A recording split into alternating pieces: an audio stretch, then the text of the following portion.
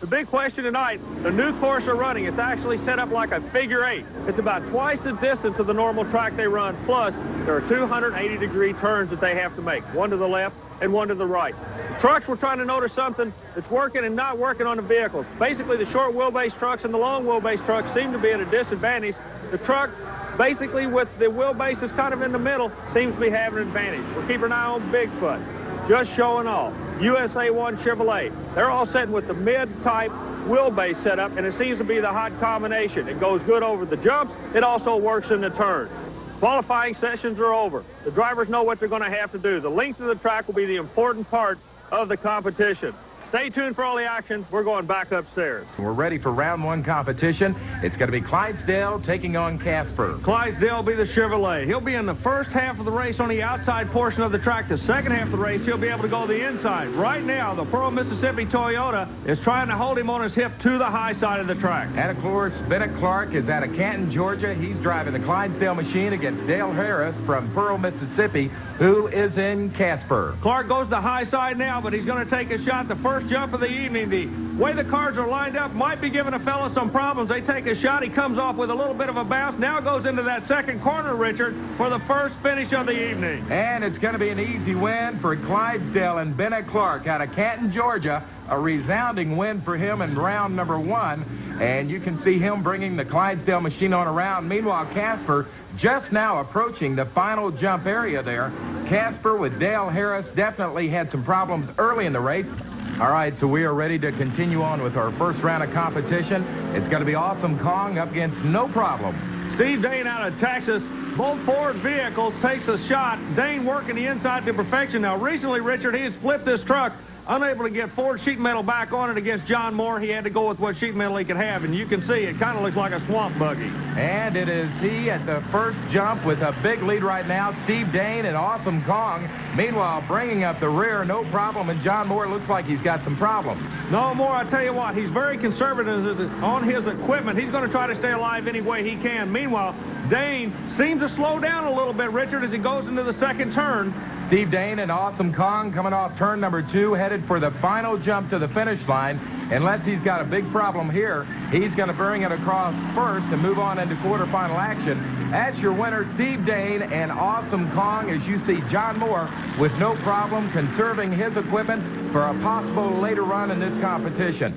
And we're ready now to move on to our next round of competitors. Just showing off, Paul Huffaker out of Texas against the Renegade 1 machine, Warren Hudson out of Arkansas. Huffaker puts a gate job on that inside lane, holding the Renegade out. Huffaker looking awfully strong. He's already around, getting ready to approach the first jump, Richard.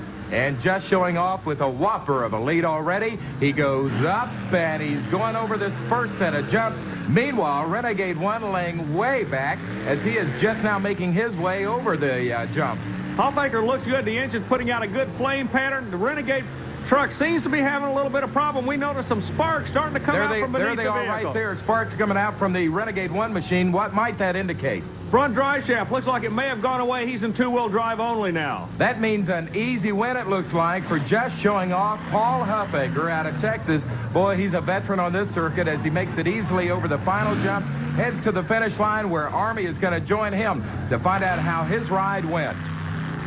Against Stomper 1 and Mike Witt, and problems right at the start-finish line for Ron Dennis and Leadfoot. All the way from Arizona. A tough break, Richard. He wasn't able to even get into the first turn. Meanwhile, Witt sashaying around the track with a brand-new engine combination. A lot of people are watching this truck this evening to see if the big horsepower is the way to go in these monster trucks. Well, the fans not only watching the horsepower, but they're also watching Mike Witt. He's a local favorite. Mike from just down the road in Mount Washington. As you see him come around turn 2, headed for the final jumps, and he's up and over them. He'll move into the quarterfinal round competition. And meanwhile, still back at the start-finish line is Ron Dennis. Ron Dennis arrived late at the track, Richard, all the way from Arizona. Has been thrashing all evening long to get this vehicle going. The other crews were helping him, just not to be his day. Well, tough luck for Ron Dennis as his night appears to be over. But good luck for Mike Witt from Mount Washington, Kentucky, and Stomper 1. And earlier today, Army spent some time with Mike Witt. We're in our final round of competition for round number 1. You think of monster trucks, you think of Bigfoot. He is up against King Crunch. King Crunch out of Texas has been struggling all week long. He flipped the truck last week. He's trying to pull it back in. He has one chance. That's to keep Hoosier on the outside. But Rich Hoosier looks like he's going to be coming around. Has tremendous amount of ground speed, Richard. Hoosier looks to be, look at the mile-an-hour difference between the Ford and the Chevrolet. Whoa, Rich Hoosier up and over and builds a whopping lead now on King Crunch and Scott Stevens. As a matter of fact, King Crunch has pretty well shut things down going into turn 2, but Rich Hoosier is on a roll there in Bigfoot as he comes up over the final set of cars to jump. It's going to be an easy win for Rich Hoosier in Bigfoot. And there you see a flash fire from underneath Bigfoot. Just briefly, a flash fire there from underneath the hood of Bigfoot, and that's King Crunch. He is going to try to finish this race. King Crunch and Scott Stevens, the loser. Wait a minute, Bigfoot is on fire again. Bigfoot is flaming underneath the motor. Army Armstrong running down to yell up at Rich Hoosier. Hoosier jumps out of the cab, is going to run around to find out what the problem is. The fire appears to be out. No, it's still flaming. Safety officials on the scene with Rich Hoosier. Well, this might put a damper on his competition later. Let's go down to Army. Believe me, you put a lot of fear in a lot of people here. Tremendous fire in the vehicle right as you ran across the finish line, Rich.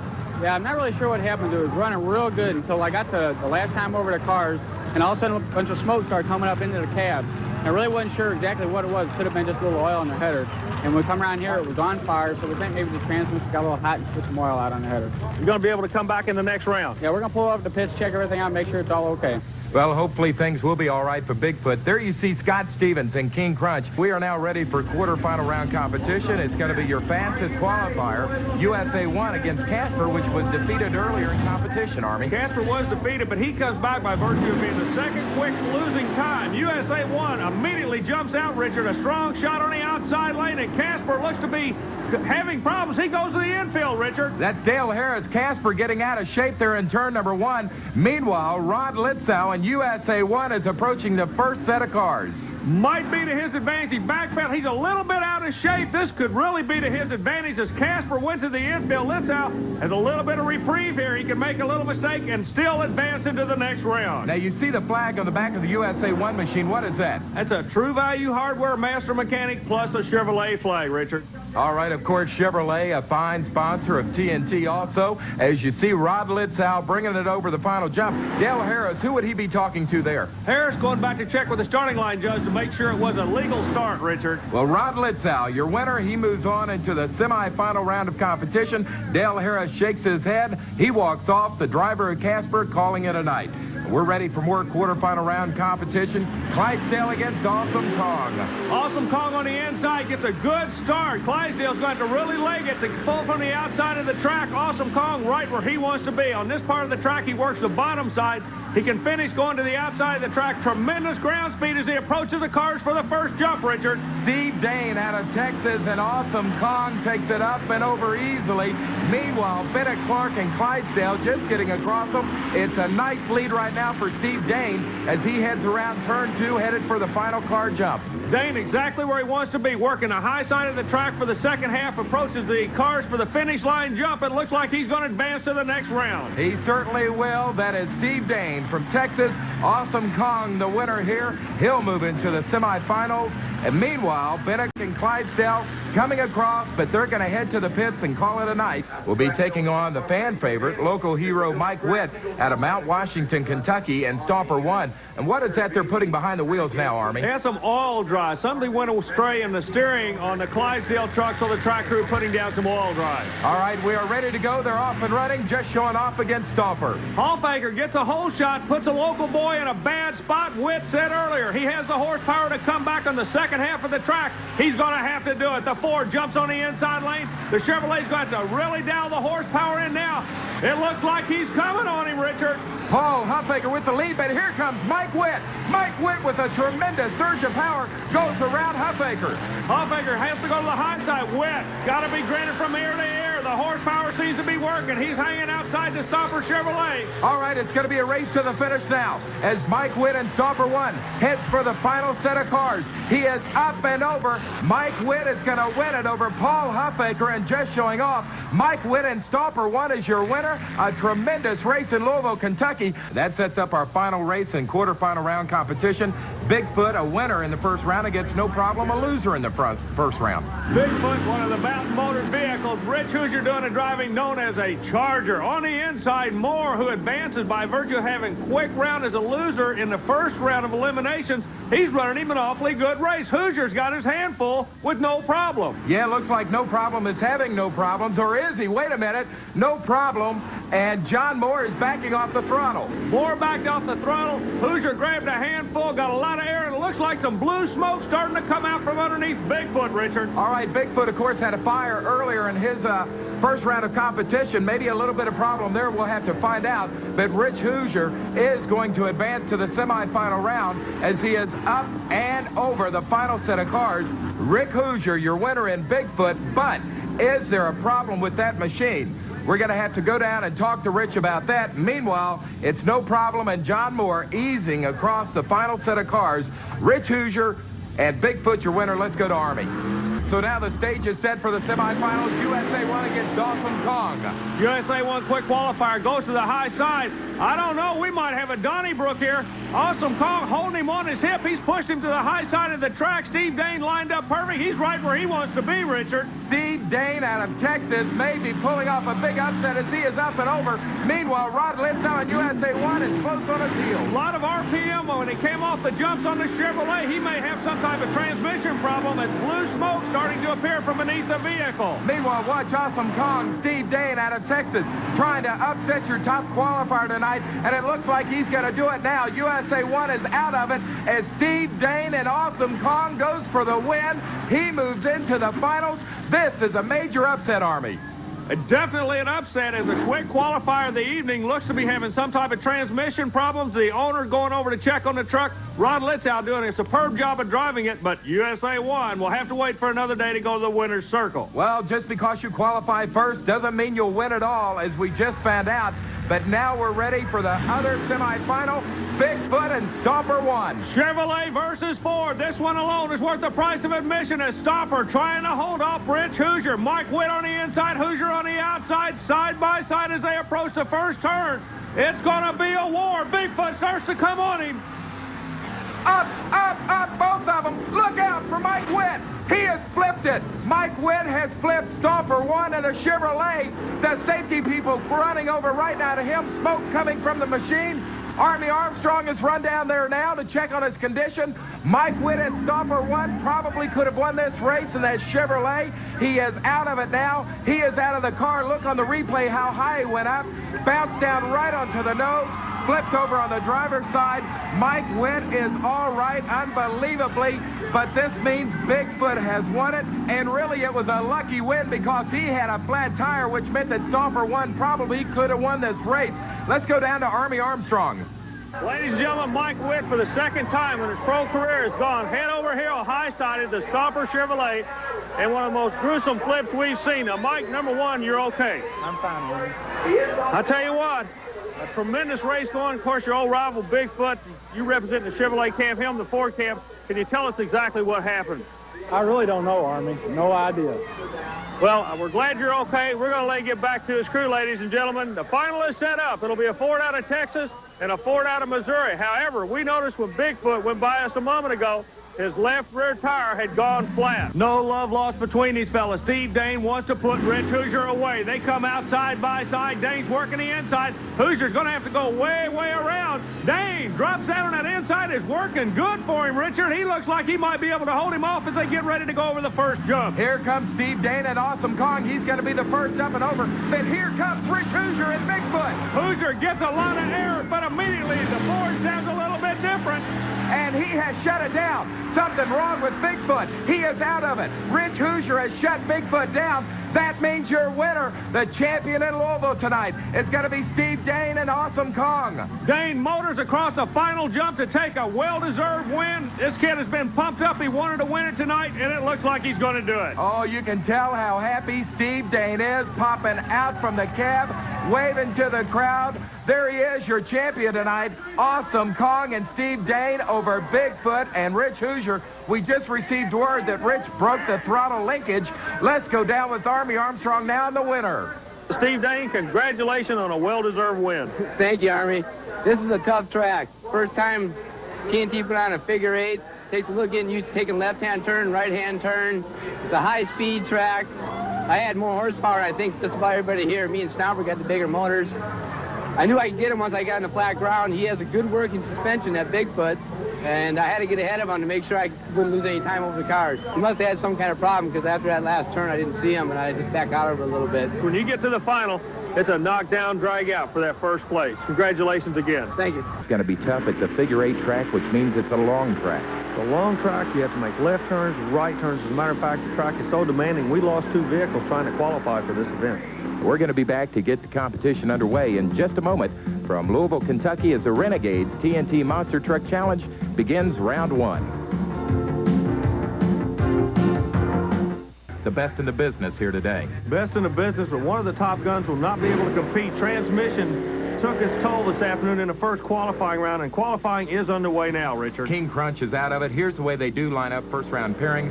Of course, Bigfoot got a bye. He had a fast time. Then it'll be Casper with Dale Harris against Awesome Kong and Jeff Dane. Ron Dennison Leadfoot takes on John Moore, and no problem. Then we'll have the Stomper 2 machine with Marvin Smith, Stomper 2, one of the many Stomper machines on the circuit, against King Kong and Stephen Kane. And finally, just showing off with Paul Huffaker up against the Renegade 1 machine of Warren Hudson. So that's the first round pairings, and we are on a figure eight course, the only one these guys race on in America. The figure eight presents a whole lot of new problems, Richard. Number one, the length of the track, plus the fact the vehicle is turning left and right, and the cooling of the engines. The oil in these engines has a tendency to run away, and the drivers are awfully worried about it. They're going to be keeping an eye on the heat gauges, plus the length of the track. A whole new set of competition sets up here. Well, you see there the USA 1 machine of Rod Litzow. He's one of the favorites here today as he gets ready to qualify. A short while ago, the USA 1 machine of Rod Litzow was set up for his qualifying run. We're going to take a look at it as he takes off. Left the line very hard, but the transmission seemed to go away on him. You hear the engine kind of wrap up, but Rod stays after it. He goes into the first corner of the first right, looking at the heat gauges. He knows he has problems. As blue smoke comes out, he immediately goes to the infield, Richard. And you can see right here, he flips off his safety harnesses, and he is out of the truck quickly. Rod Litzow, the driver of the USA 1 machine, out of competition. And we went down trackside immediately with the owner of USA 1 to find out exactly what happened coming off the start-finish line. Everett Jasmer, the owner of the USA 1 Chevrolet, one of the top trucks on the circuit, not qualifying for the program today. What's exactly the problem, Everett? We've had a bad run electric with transmissions in the last 2 days. Yesterday we qualified number 1. I think we would have had no problem making it to the final and quite possibly winning. Semifinal round, we lost the transmission. Come out here this morning, put a brand new transmission in it, and just barely made it off the line, hit second gear, and a torque converter blew on it. So already this tough figure eight track here at the Louisville Motor Speedway has taken its toll. Casper, Dale Harris out of Pearl, Mississippi, taking on the Awesome Kong machine of Jeff Dane out of Killeen, Texas. Dane, normally one of the strong chargers off the starting line, draws a tough truck out of the state of Mississippi on the inside. Now, Dale Harris will have an advantage. Halfway around the track, you go inside, halfway on the outside. Harris draws the first half inside, and he immediately takes advantage of it. Normally, the Texas truck will be really charging by now, Richard. I don't know what the problem is, but Dale Harris is not waiting. He's trying to establish a lead as they go into the first right turn. They get ready to approach the first jump, and Dale Harris is holding on strong lead at this point. Dale Harris going up the first set of jump, and he is over. He is looking good, but he gets a little loose coming off there. And here comes the Awesome Kong machine. Harris bounced, went to the right a little bit, and Dane takes advantage of it. So following his normal course, Dane waits till the end, comes back. He's going to close the door on him as they finish the final left-hand turn, trying to advance to the next round. Now, that is not normally the sheet metal you see on that vehicle, is it? Normally, they have to run a full truck body. However, due to the fact they've had quite a few wrecks with this vehicle, they've just completely torn the bodies off of it. He has another one on order. He'll put it back and be on tour, I'm sure, in the near future. Casper makes a late charge, but it's not enough. And now 2 more guys go door to door to try to make their way around in the second round competition. And we got a great crowd on hand. A lot of kids here with their families. Well, a lot of families enjoying the competition on a Renegade Monster Truck Tour. Speaking of family, no love lost between these two fellas coming out there from different families, different side of the country. Arizona and the state of Tennessee will be represented in this round. Ron Dennis, of course, and John Moore. John Moore in the No Problem machine. He is out of Lafayette, Tennessee.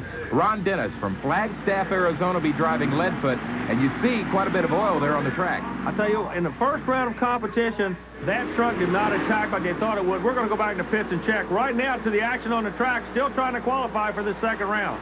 Well, it's No Problem on the outside. He'll be on the inside after they make their first jump. But taking the big, quick lead is Leadfoot and Ron Dennis as they head for the first set of jumps. The Arizona native runs up, head comes out the window, and he slows down. That gives the Ford a chance to come on, and the Ford's closing the door on him, Richard. He's trying to pull it back. He will have the inside for the final part of the track. Back topside to you. It is going to be door to door as they come around this final turn, heading for the final set of cars in the jumps. Ron Dennis with a slight lead now. It's John Moore out of Lafayette, Tennessee, and No Problem, trying to gain ground. Smoke pouring out of the Leadfoot machine. Here they come, up and over the final jump. We're going to have quite a finish here. John Moore with a little bit of an edge, and he's going to cross the finish line first. Your winner, John Moore out of Lafayette, Tennessee, in the Ford No Problem. Leadfoot with Ron Dennis coming in second. He's going to have to head back to the pits and find out if there's any major problem with that machine as you see the smoke coming out from it. Let's go down trackside with Army and your winner, John Moore. And coming out hoping to make it on to the round 2 now, Starvin Marvin Smith out of Arnold, Missouri, and Stomper 2 going up against some stiff competition in the Ford-driven machine of Stephen Kane from Killeen, Texas, in the King Kong machine. And something interesting here, Army, is that both these vehicles are part of multiple operations. Jeff Dane out of Killeen, Texas. He runs 2 vehicles, King Kong and Awesome Kong. There are 2 Stomper Chevrolets. We're watching one now. One of them gets a tremendous jump as Smith gets a good jump, but he's in trouble. It looks like he's up against the wall, Richard. Matter of fact, he has hit the wall. Little smoke coming off the tires are where he hit it, and that gives King Kong the advantage as he heads to the first set of jumps. Kane trying to hold on, but the Chevrolet's coming back on him. Kane has to slow down a little bit. Marvin Smith trying to redeem himself from getting into the wall with that Chevrolet. He's starting to work the inside. Second half of the course, the short part will be to the Chevrolet. Back topside to you, Richard. Well, they are door to door as they come around the final turn, heading for the final jump of cars. Stomper 2, the Chevrolet with Marvin Smith, and King Kong, the Ford, driven by Stephen Kane. It is Stomper 2 with the advantage right now, heading up and over the final set of cars to jump. Here comes King Kong, too little, too late. Your winner is going to be Marvin Smith in the Stomper 2 Chevrolet. Marvin Smith out of Arnold, Missouri, now moves on into the second round of competition, along with Awesome Kong and Bigfoot. Let's go down trackside. Army is going to be talking with your winner, Marvin Smith, in the Stomper 2 machine. Marvin Smith takes the Chevrolet people, the Stomper Chevrolet truck, and advances them to the next round of competition. Marvin, on the start, you actually got into the wall up here in the number 1 corner. How did you pull it back? Well, I just had to keep fighting the steering, let off the gas, got to jump it back over. My rear steering, for some reason, I lost a little, must have been an error or something in the back line. It wouldn't kick back on me. But all of a sudden, I got it back. So you were using rear steering in this round of elimination? Just a little bit on the first right there. It jumped sideways and I had to pull it back. Well, Marvin Smith keeping the hopes alive for all the Chevy fans on the Renegade Tour. And there's some of our many young fans showing off their favorite monster trucks. And speaking of showing off, here's Paul Huffaker out of Conroe, Texas, and his Just Showing Off Ford. And he's got some stiff competition in the Renegade 1 machine of Warren Hudson. Warren driving out of Mountain Home, Arkansas. Richard, a lot of people that follow monster truck racing, they've watched this Hallfaker youngster come up. He has his own truck now, but hadn't always been that way. He started literally crew chiefing for Scott Stevens' King Crunch operation. He stepped up to the Coors monster truck. Now he has his own, and what a truck he has. A tremendous hole shot. This kid from the Lone Star State wants a win, jumps way out in front over the Renegade vehicle. Just Showing Off is doing just that right now. Paul Huffaker is going up and over his first jump easily. Meanwhile, where the heck is Renegade 1? Huffaker really not worried about it. We're watching the Renegade 1 as Huffaker races to the front of him. The Renegade 1 just now coming over the first set of crunch cars. Looks to have a tremendous amount of problem. The engine is just not sounding right, Richard. Well, obviously some major problems with Renegade 1 and Warren Hudson. Meanwhile, without any major problems here, Paul Huffaker and Just Showing Off will move on into quarterfinal round competition. He does just that. Paul Huffaker and Just Showing Off will take on Stomper 2 next. Meanwhile, major problems with the Renegade 1 machine, possibly a piston or a head gasket. We'll find out as we come back with more quarterfinal round action to begin now. Bigfoot 4 with Rich Hoosier, your fastest qualifier, up against Casper of Dale Harris, who was the fastest loser in round 1. Harris advances by virtue of being a quick loser in round 1. Rich Hoosier a little disadvantaged. He qualified quick, but this is the first time today, Richard, he's actually had to pair up with somebody, and right now, Dale Harris is making Bigfoot. Rich Hoosier worked for it. Hoosier has to go high to make the approach to the jump. A little bit of a lead for Casper, but Bigfoot's coming back on him. These guys are putting on a wild door-to-door battle right now, the Ford and Bigfoot. Rich Hoosier with the advantage over Casper and Dale Harris as Bigfoot is heading for the final jump. A lot of chassis lean on Bigfoot. Harris keeps the pressure on. He's not going to give it to him. Rich is going to have to earn it. Whoa, look at Casper sky high. Take a wild ride down. Your winner's going to be Rich Hoosier and Bigfoot. The big Ford out of St. Louis, Missouri is going to move on. Meanwhile, what a great show from that gentleman, Dale Harris in Pearl, Mississippi, in the Casper machine. The crowd loving every minute of it. Meanwhile, Rich Hoosier's got smoke boiling out of Bigfoot. What would that be from? Some of the problems they were experiencing previously was the oil was running to one side of the engine and it was not letting it oil the other side of the engine. You notice the kidney belt that he's wearing. These drivers take such an abuse, Richard, that they actually have to wear the kidney belt that's made popular in motorcycle racing. All right, we are set to go now with our other quarterfinal round competition. It's going to be Awesome Kong and Jeff Dane going up against No Problem and John Moore. Ford's a pair, one out of Texas, one out of the volunteer state of Tennessee. The one thing in common, they both won earlier today. Now, Dane gets a definite advantage by going on the inside. However, he still doesn't look to be attacking the track as normally the King Kong and the Awesome Kong trucks do, but maybe he doesn't have to. He's trying to save equipment maybe to get into the next round. He's in the lead. That's all he needs to be. John Moore experiencing some types of problems as he goes over the jump. Dane out of Texas, motoring to the high side of the track. You can hear the engine. As a matter of fact, you can see the driver moving around almost like he's waving to the crowd, like he's not even worried about it. He's in the lead, Richard. Dane and Awesome Kong thinks he's got it wrapped up right now as John Moore's No Problem is having some kind of problem. Here comes Awesome Kong over the final set of cars. He is going to move into the semifinals. Dane, your winner, and Awesome Kong as John Moore from Lafayette, Tennessee, is going to have to load up the No Problem machine and head back to the volunteer state. He's out of it as he will no longer move on into competition. But moving on will be the Awesome Kong machine to take on Bigfoot and Rich Hoosier. And Army, I don't believe what I'm seeing right now. Rich Hoosier is down with these crunch cars looking for a part. He and his crew chief, George Smith, they lost an oil plug, and they found them one right now. Where do they find it? In the crunch car. So Hoosier has to get back with the crew, put it together. Speaking of crews, the Louisville Motor Speedway crew getting the oil off the track. Hoosier hustling back up to keep the Bigfoot monster in action. And speaking of action, look what we have here, Richard. Paul Huffaker and Marvin Smith. Stomper 2 is taking on Just Showing Off. Stomper 2, some kind of problems. Earlier in the day, had problems in the wall. He was able to pull it back. It's not going to work this time, but that's a break for Huffaker. He jumps out with that Texas-based Ford, but the truck seems to stop. It's the engine that's breaking up, something terrible as you hear it come to life and then die instantly. Huffaker works the outside. Smith going to try to pull him back for the Chevrolet fans as Smith will pull the Stomper on the short side, the inside part of the track. As we approach the finish line, Richard, back to you. Well, Paul Huffaker is slowing down to almost a snail's pace. Is it going to be fast enough, though, to hold off Marvin Smith and Stomper 2? Yes, it will be. Paul Huffaker, Just Showing Off, is having some problems, but he still advances to the semifinals. And here comes Stomper 2 and Marvin Smith as he finishes and waves to the crowd. He's out of it for the day. Paul Huffaker moves on. Let's go down to Army. Paul Huffaker, the engine was breaking up all the way through on that run. What seemed to be the problem? I don't know, Army. Let me check something real quick.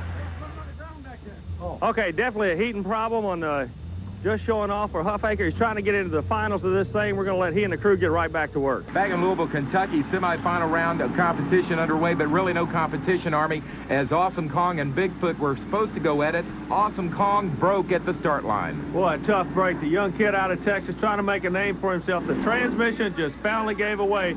With the 1,000 horsepower engine and 20,000 pounds of weight, something had to give. He'll be back another day. So your winner, Rich Hoosier, in Bigfoot 4, he moves into the championship round. Let's go down with Army trackside now to find out what happened.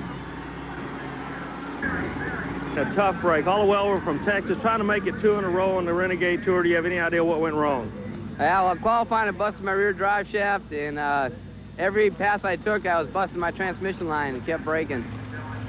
So there you see the transmission fluid pouring out from underneath the Awesome Kong machine of Steve Dane. He's out of it. Bigfoot moves on into the finals. Meanwhile, it's going to be in the other semifinal competition. Paul Huffaker, and just showing off against, surprise, surprise, here comes Casper again and Dale Harris. Remember we told you earlier, Richard, in this competition, the quick loser in the previous round comes back. Well, Harris out of Mississippi's back, but believe me, he grabbed a hold of a rattlesnake out of Texas right now. Huffaker wants to get a hold of Bigfoot in the final, and he put a hole shot on the Mississippi Toyota. Huffaker wants to make it an all-Ford final as he approaches the first jumps. Just showing off is up and over, but here comes Casper putting on a late charge.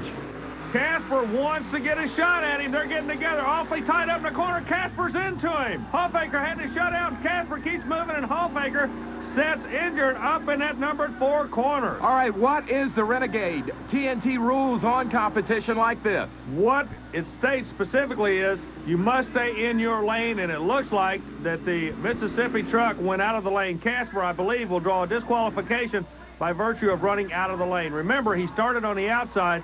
He had to crisscross or go over. When he crisscrossed, he got into the vehicle. As you can see here, Huffaker locks the brakes up, does not make contact with the wall. That's to his advantage. I don't believe there's any major damage to the vehicle. We're going back to you. Well, in fact, Casper has been disqualified. Paul Huffaker, just showing off, moves into the finals against Bigfoot. Can he be number 1 at the finish line here? The championship battle between Bigfoot and Rich Hoosier and Paul Huffaker, and just showing off. There you see the track officials saying they're lined up and ready to go. Huffaker wants Hoosier. This kid's trying to make a name for himself. We told you the story about him. He started at the bottom. Now you can't get any higher than this. You're going for the number 1, running the number 1 truck. Huffaker will try to put a hole shot on him, and he does. What a hole shot. Hoosier out a little bit late. Huffaker jumps to the inside, trying to hold Bigfoot on that left hip. But believe it or not, that's exactly where Rich Hoosier wants to be, because he makes a wide turn as he closes in on a jump. Keep an eye out for Bigfoot. I believe he's coming after him, Richard. Here comes Bigfoot, up and over, both of them. A wild ride, just showing off in Bigfoot. The 2 Fords battling for the championship in Louisville. Right now, Rich Hoosier has the advantage as they head for the final jump. Huffaker works the outside. You'll notice Hoosier actually looks over his right shoulder to see where Huffaker is. He's coming across to put another win on the Renegade Tour under his belt. So there's your champion. It is Rich Hoosier. The crowd loves Bigfoot wherever he runs. Rich Hoosier out of St. Louis, Missouri, crowned the king in Louisville this afternoon. Paul Huffaker, and just showing off his second. You see him popping the hood on that big Ford motor, getting some air. Which that's what all of us are doing every week now. We're looking forward to fighting, battling out for this flag. But the course out here is kind of tricky. You know, there's left and right-hand turns. There's an inside and outside. And you can get ahead of a guy on these turns. They're so wide, the outside lane, and you'll think that you're going to really get away from the guy, and you let up when you fall back into the inside lane, and you can lose the race because it's really a tricky track.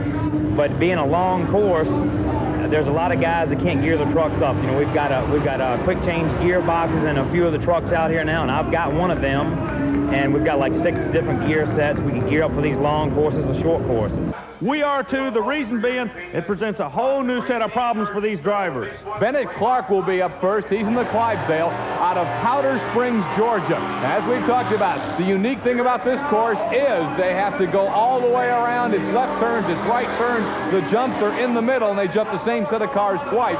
Clark gets out of the chute pretty well. Clark worked out of the chute. He did brush the wall just a little bit up in the first right-hand turn. Now, Bennett Clark loves to be outdoors. You got to remember, this truck is the longest monster truck in the country, 144.5-inch wheelbase. Being outside on a long track is to his advantage. But The problem he's having right now is suspension problem. Nobody knows how to set the chassis, so the drivers have finished his qualifying session. As Clark considerably slower on the second half of the course compared to the first half, he's learned something. He'll get a qualifying time and find out where he's going to stack up in the program. But this kid could be a player before the day's over, Scott. Looked like he broke after that first set of jumps, but comes back and goes through the cars once again. Louisville, Kentucky is a home to a massive Ford plant that builds Ford Broncos, so you know there's a lot of fans for this guy, John Moore, and the no-problem Ford Bronco from Lafayette, Tennessee. Moore with this Ford Bronco has been a strong charger this year. He's definitely a contender for the national points. He's going to be the first to qualify out of the inside lane. They're starting on the inside. You'll finish on the outside. Remember that as we go through eliminations. Moore is the first to qualify on the inside. We're going to watch the track and see what it looks like. Looks good, a little bit of a rough bounce. Now he's going to have to go to the outside of the track for the second half of his qualifying. He comes up close to the wall and pulls it down. Now, we're going to look for some ground speed right now. You got to remember, Scott, almost a minute long. They're really starting to work the engine. About this point, I'll guarantee you those engines are generating a whole lot of heat. Critical point right here. He's got to keep it down. He's going to just get over the cars and finish the lap. You know, the drivers are... Okay, now we've got some liquid coming out of the front of Moore. That heat right there, that's the first victim we've had of a heating problem, as John Moore losing a lot of liquid and qualifies. Quick time right now to 41.82. Now here's a guy, Army, on tough track that we've talked about an awful lot. The young superstar maybe coming up in this sport, David Morris out of Springfield, Tennessee in the Equalizer. Now the Equalizer runs a completely unique chassis setup, and you can see the problems he's going to have. You notice how the truck had a tendency to lean left and right. It's really what I call lollygaggle. The truck runs extremely well straight.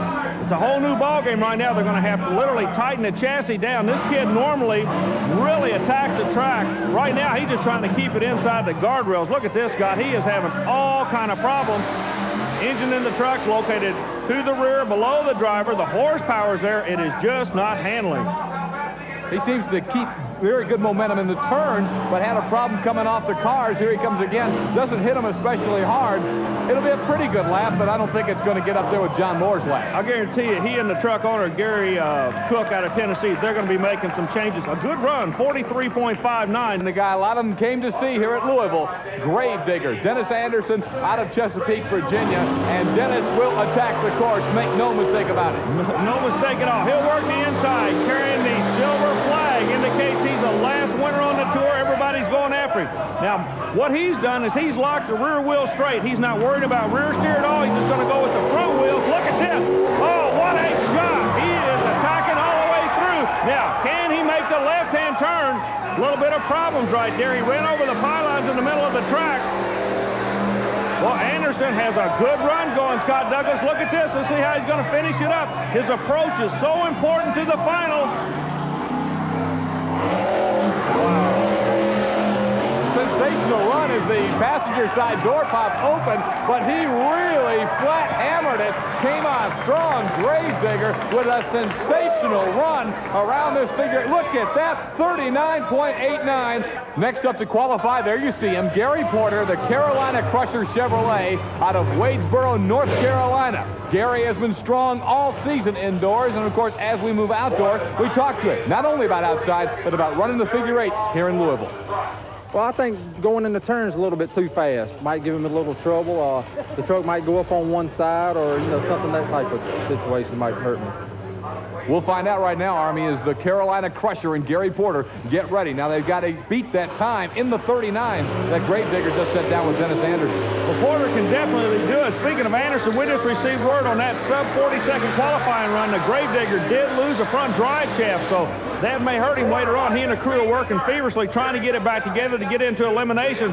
Speaking of eliminations, Porter's trying to get a good qualifying shot in to get in the top half of the field. It looks awfully good. Now, he started on the outside for his first half of the course. He's going to finish on the inside. I look for an awfully good run here. And he brought out an interesting point, Scott. Even though these tires are real big, they're only running on a little bit of rubber. They're only running on the top of the cleat, and they're actually having handling problems with the vehicles wanting to push them in the corner. A good run for the Carolina Crusher, as usual. He's up in those top points, and that shows why this guy can drive any kind of a course. There you see it, 41.95. That'll be third fastest for Gary Porter and Carolina Crusher. But first, we're going to look at the bye run of Dennis Anderson and the Gravedigger. He got her fixed, Army. Well, he got her fixed, and that qualifying was so very important to him because the buy run, he's going to make sure that it's right now.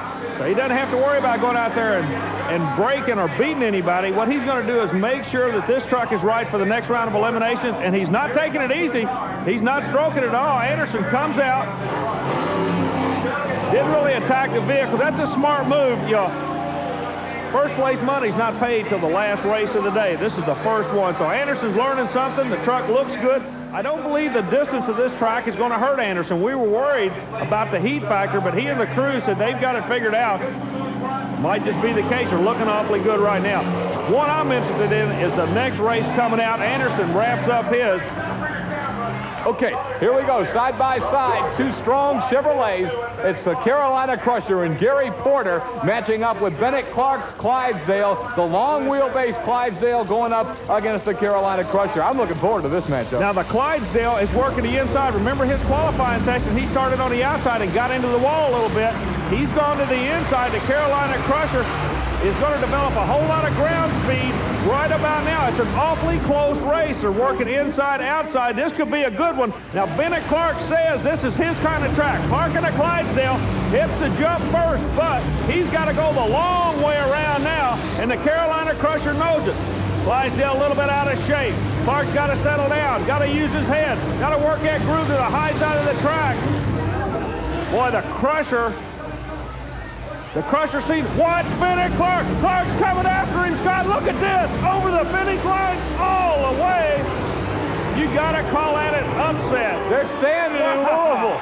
I think the grandstand may come down. They're going nuts. Bennett Clark with a last-minute lunge pulls it off and has beaten Gary Porter's Carolina Crusher. Here it is again, Army, look, out of nowhere. Gary Porter looks like he's back on the throttle. Bennett Clark wouldn't quit, flies right past him to advance to the next round, and the people in Louisville are going crazy, Scott. Where's Yogi Berra when you need him? It ain't over till it's over, and that was the case right there. Porter may have thought he had it. Clark got by him, but we may get Gary Porter back if he's one of the fast losers. Next matchup, here's the Thunder Chicken out of Catawissa, Pennsylvania, and Kid Rary. The Thunder Chicken's opponent, David Morris, an equalizer. Thunder Chicken will work the outside of the track in the first half. He has problems. The transmission not shifting for him. He's staying in low gear. The kid he's going against, the Equalizer, is having his share of problems too. Now remember, qualifying the Equalizer was really out of shape. This kid is not attacking the track. The truck looks a little bit better, and I believe as the afternoon goes on, the Equalizer is definitely going to be a player for the win. But right now, he kind of got an easy run here. This is a good opportunity for the Equalizer truck. You notice how the truck, Scott, doesn't seem to really want to handle it, actually push him out towards the outer wall. So the Equalizer's going to advance. Thunder Chicken having some transmission problems. Not going to be around in the next round, but this Equalizer truck is going to be tough before this day's over if they can get the handling figured out. Kind of reminds me of the buy run that Gravedigger had. David Morris, not threatened for the win, got to get a free run around the track. Okay, now, what is your power range? Running a big block supercharged engine on alcohol. What do you like to run that engine at? What RPM? What I'm doing is I run a big block. I run it on carburetor gas. I like to keep mine working around between 4 and 5,500. That's a good power range right there. You get over that, you're straining it just a little bit, especially this long of a track. If you're on a shorter track, you like to take it up between 5 and 7,000. But this long of a track, you like to work between 45 and 55, somewhere in the area like that. There you get the insight from Marvin Smith. Starvin' Marvin out of Arnold, Missouri. This is what they love, Army, that Ford-Chevy matchup. And here you have it with two dandies, the Stomper Chevrolet and the No Problem Ford. Well, the classic battle's going on right now. Marvin Smith jumps out the Chevrolet on the inside of the track with John Moore set right on his left hip. Smith has a little bit of a problem getting lined up. Moore starting to come back on the inside of the track. The Ford people are starting to stand up. Louisville, Kentucky, the home of the Bronco. Let's see what's going to happen. Everybody from the Bluegrass is pulling for the inside truck right now. Marvin Smith's not going to let him have it. He's trying to work him on the outside.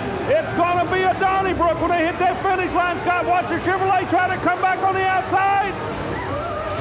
Oh, you talk about close racing, a half mile, they finished about a foot apart. Yeah, in a city that's used to having things called by a head and a neck, that was by a wheel, one wheel, and no problem. John Moore, the Ford Bronco out of Lafayette, Tennessee, dispatches the Chevrolet. Once again, Stomper may or may not be back as a fast loser. That was just some good old time racing. speaking of old-time racing in this drawing, we got Ford going against Ford. Jim Miller, the Barbarian Ford out of Nokomis, Illinois, against the Jersey Outlaw Ford. Mike Wine, Browns Mills, New Jersey, on the back of the Jersey Outlaw. It's got one of those kind of like Ghostbuster signs, you know, the slash sign, but it says, "Friends don't let friends drive Chevys." Well, I tell you what, the Outlaw Ford, a super start on the starting line. He put a gate job, drag racing terminology, on the Barbarian. Mike Wine's looking awfully good. Now, Wine's an interesting individual. This is his first year on tour with us. The truck normally was driven by Nick Rossi, the owner and builder of the truck. Rossi has stepped down to let Mike Wine come in and do the driving, and this kid's doing a real good job for him. He jumped out in the lead. He stayed there the whole way. The Barbarian is going to have to really work if he's going to pull this Jersey Outlaw in, but I don't believe that's the case. The Outlaw really got up high in the turn with no pylons and nobody beside him. Oh, looky here, Scott. We've got a problem. The Barbarian's going to get it at the end, I believe. Yes, he did. What a finish. Yeah, I have no idea what happened to the Jersey Outlaw. Rematch as some of the other trucks continue to get ready. We're going to go ahead and come on out right now with the Equalizer and Thunder Chicken. Well, they're pairing the other trucks up back in the pit area. What we're going to have an opportunity to see here, oh, we've got some liquid coming out of the Thunder Chicken already. The heat's starting to get to him on the starting line, and the Equalizer comes out. Now, you've got to remember, the Equalizer made one run. They had problems in qualifying. He ran Thunder Chicken a moment ago. The truck looked better, but look at this, Scott. He's got the truck figured out now for sure. He's flat flying. You can see Thunder Chicken is beaten already, and there's stuff pouring out of him. Now, he knows this. David Morris is not going to wear it out on the cars on this run, knowing he's in good shape. But as Thunder Chicken struggles, look at Morris. When he goes around this track right now, he seems so fast. Thunder Chicken hits the cars, and he really doesn't seem to have a whole lot of power. Watch Morris. He's going to come into your screen in a minute because he's flying. Well, the Thunder Chicken, a problem they have, and everybody knew it going in, he lost second gear in the transmission, so it can only run low and high gear. And David Morris, again, is using this particular run just to get the truck dialed in, and he and the truck owner, Gary Cook, they have figured out the problem.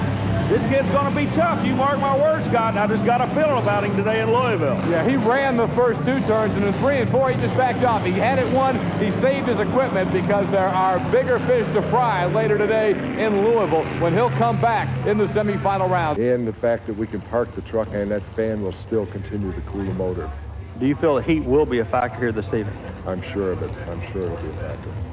It was earlier when a radiator hose split on the no-problem Ford Bronco. It's fixed. He's ready to go against Carolina Crusher. The Chevy Ford matchup, but this one really ought to be nice and tight, Army. Yeah, Scott, I tell you what, it should be nice and tight, but Gary Porter went to school in the previous round. He's back in this bracket by virtue of being a quick loser. If you'll remember, Gary Porter and the Carolina Crusher backpedaled right before the finish line a moment ago. That was a driver error. He is not going to make a mistake again. Meanwhile, John Moore is keeping some pressure on, but Moore is not able to keep up with the Chevrolet as Porter seems to be destined to move into the next round. And Scott, we noticed something else.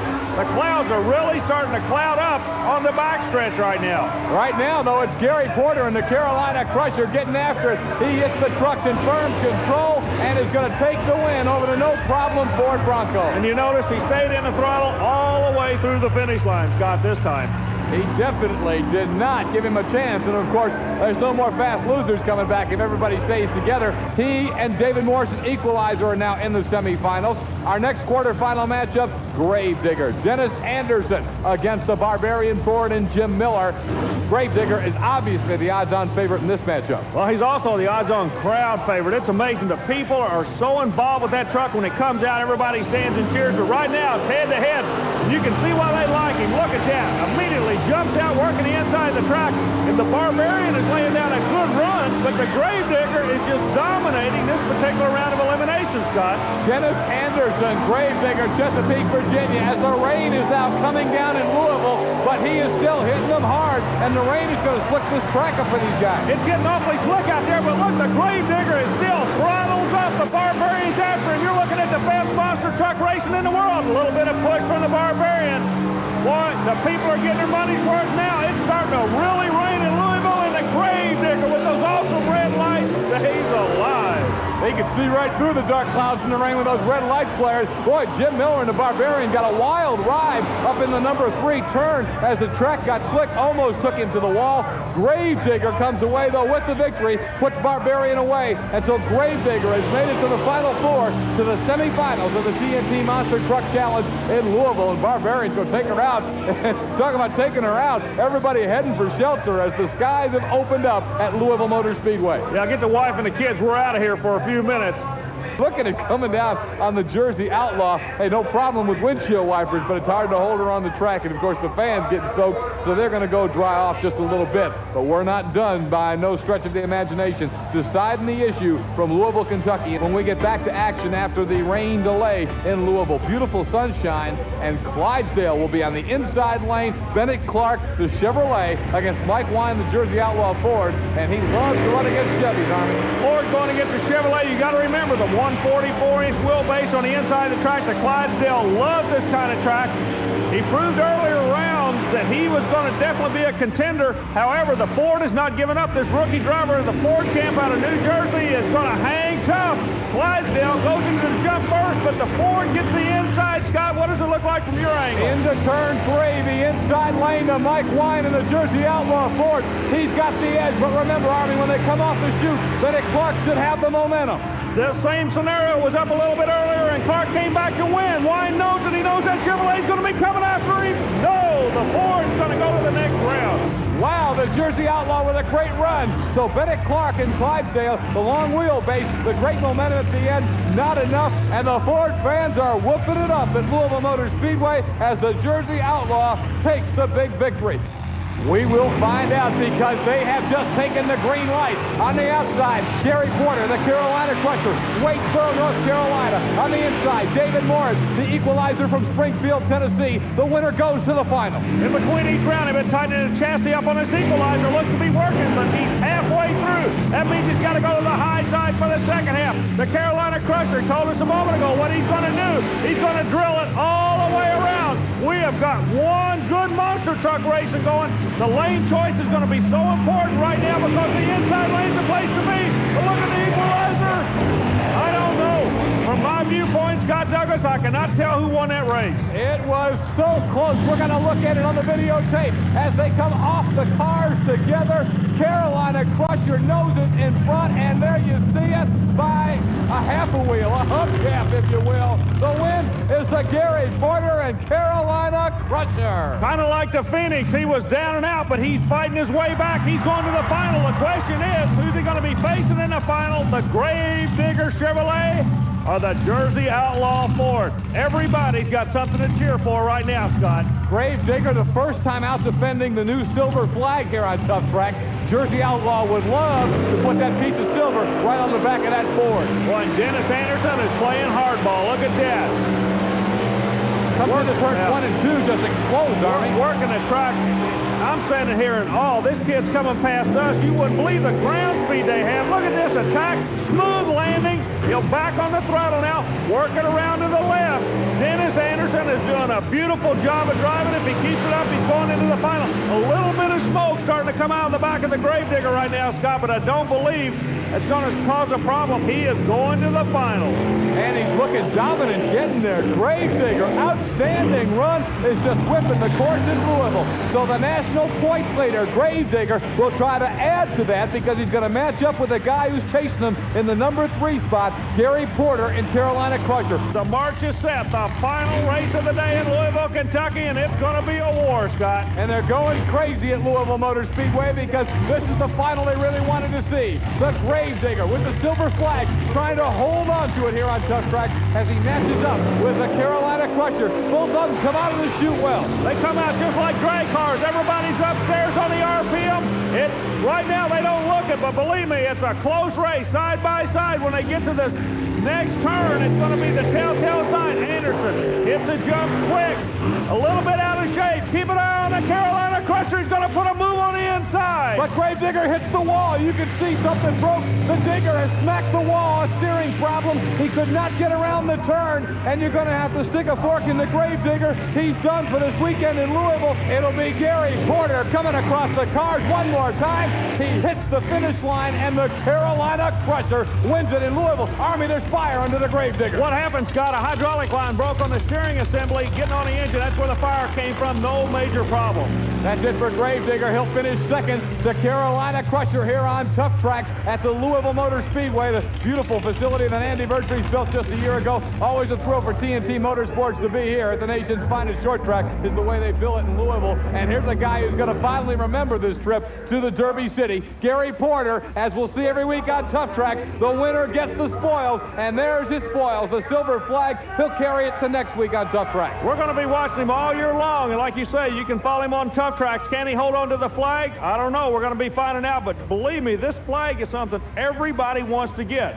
Each week, the winner will carry that flag. Half mile in length. They're going to have to run the inside and the outside. If you start on the inside, you must finish in the outside lane. It's set up like a figure 8. They're going to have to jump 30 cars, not once, but twice, in order to determine who will advance into the next round, Richard. And so the track is going to be tough. The competition even tougher. Now, the current national points leader, Dennis Anderson, is not going to be here due to a recent breakdown with the Gravedigger. Carolina Crusher, Gary Porter, he is going to be our top qualifier today, so he is going to get a bye run. As a matter of fact, he just made his bye run, and he'll move on into the quarterfinals. Side by side, it's going to be Bennett Clark and Clydesdale taking on the Thunder Chicken and Kid Raring. Now, Gravedigger and Dennis Anderson is scheduled to race Barbarian, but we don't think Gravedigger is going to make it due to a breakdown. Mike Wine, Jersey Outlaw against Stomper and Marvin Smith. The equalizer, David Morris, takes on the Ford, no problem, of John Moore. Richard, a beautiful Louisville, Kentucky, normally known for horsepower of a different kind, is going to see the best in monster truck racing as the TNT Motorsports. By the way, Louisville is the home of TNT Motorsports.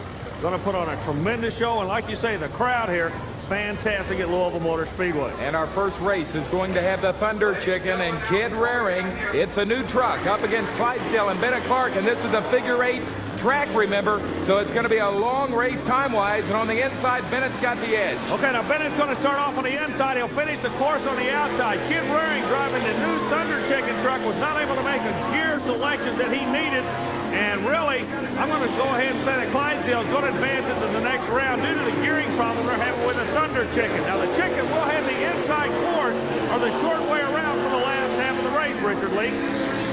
The Thunder Chicken right now, Army, looking a little bit more like a wounded chicken as Bennett Clark and Clydesdale is coming around for the last set of junk cars. He approaches the ramp, he backs down a little bit and makes it over easily, and here comes Kid Raring. He's going to be a loser while Bennett Clark gets the win. He advances into the quarterfinals. So you keep an eye on that Georgia truck, the Clydesdale. That long wheelbase might just be the ticket on this long course, Richard. Mike Wine is a hired driver. Nick Rossi normally drives this truck, and he owns it, but business will not allow Rossi to go on tour with the truck. He's hired Wine to do the driving. Wine will be running the high side or the outside for the first half of the race, but he'll finish on the short side. Meanwhile, starting on the inside, Smith with a Chevrolet, a little bit of sleep on the start line. The Ford gets a jump, Richard. They're looking awfully close as they come past our camera angle. Now the Jersey Outlaw running a 528 cubic inch engine, the Chevrolet with a 468. So give the power edge to the Ford, and coming across the first jump, Army, it's a Ford in the lead. Wine's looking awfully good. Now he gets a little bit out of shape. Marvin Smith, okay, he comes over the other lane. Marvin Smith. That's going to disqualify. Okay, no, what's going to happen is going to disqualify the Ford, but Marvin Smith on 5 occasions this year has been disqualified himself. He's going to let the Ford move, then he's going to go right ahead. There's not going to be any question about him being legal for this run. So the Chevrolet, the Stomper, and Marvin Smith will be back in the next round of elimination. No matter what happens here, I guarantee you the Outlaw will be disqualified for getting out of his driving lane. So let's give the win officially to Marvin Smith, the Stomper Chevrolet. What happened at the end there with Mike Wine, Army? Well, the track crew indicated to him he was disqualified, so instead of going over the junk vehicles, he just decided to go ahead and pull off and save the equipment. A tough break for Wine. All right, so a bad day here for the Jersey Outlaw. So one Ford is out of it. Maybe this Ford can have a better run. John Moore, no problem, out of Lafayette, Tennessee. And he is going to be taking on Whoa, what a dandy of a kid. Yeah. David Morris. I call him Dangerous David Morris, the Equalizer Chevrolet. You know the story about this truck, built by a famous TNT puller by the name of Gary Cook. Morris leaves like a rocket on the starting line, works the inside of the track. Now, John Moore with the Ford really looks like he's behind. It's about an even race at this point. Morris will back on the throttle to try to get lined up. Remember, the Chevrolet, the Equalizer we're looking at there, will finish on the outside of the track. Goes over the jumps.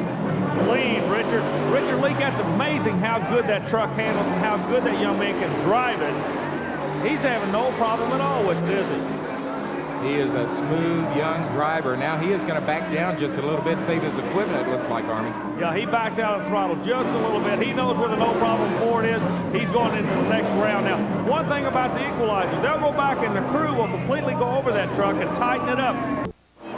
Welcome back to Louisville Motor Speedway, the Renegades TNT Monster Truck Challenge.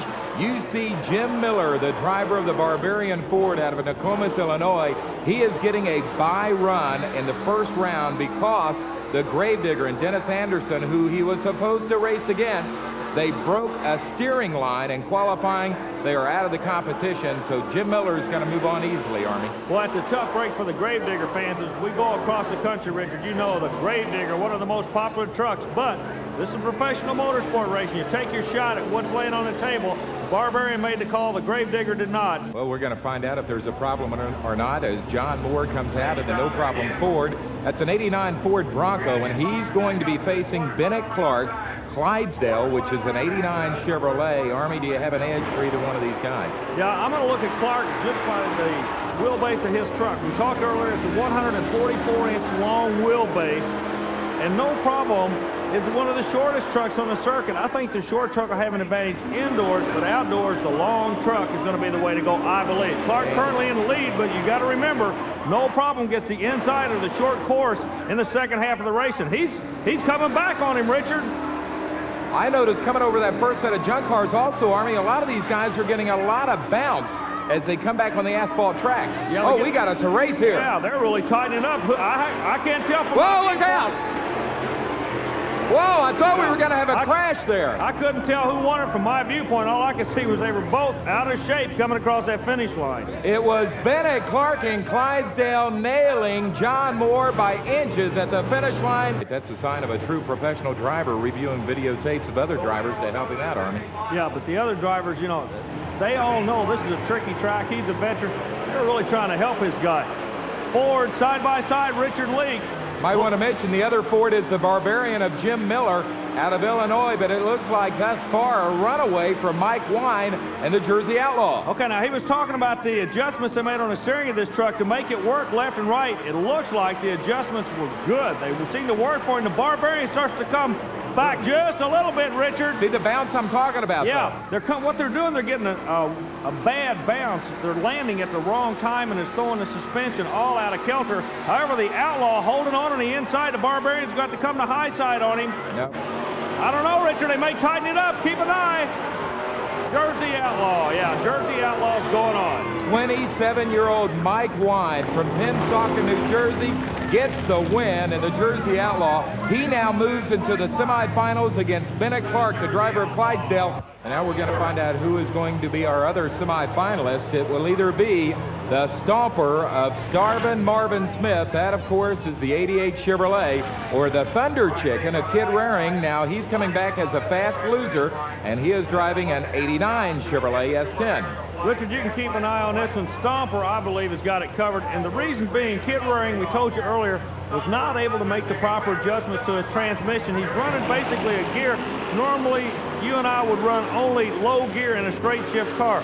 You watch it, he cannot really go upstairs in the engine. Now, the Stomper's on the outside. He's really legging the engine, and Kid Raring basically just driving around with a Thunder Chicken. And might want to make a point also, this is actually Kid's first race in this Thunder Chicken. He just bought it, and he really hasn't got it set up the way he wants yet. Yeah, they're still trying to get the combination together, but I tell you, he's really impressing me.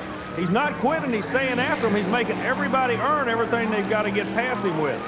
But it looks like an easy win for the Stomper of Starvin Marvin Smith as he heads to the last set of junk cars, and he slows down quite a bit to go up over. Yeah, I think that he was aware of the Thunder Chicken's position, not going to abuse the truck a whole lot. He's going to be coming back in the next round. Richard, we're down almost to the final four. Well, another guy that's going to be on it all the way is our fast qualifier, Gary Porter, Carolina Crusher out of Wadesboro, North Carolina. This is our first opportunity to see Gary actually in a side-by-side race because he was top qualifier. He got a run in that first round, and he's taking on a guy that could knock him off very easily.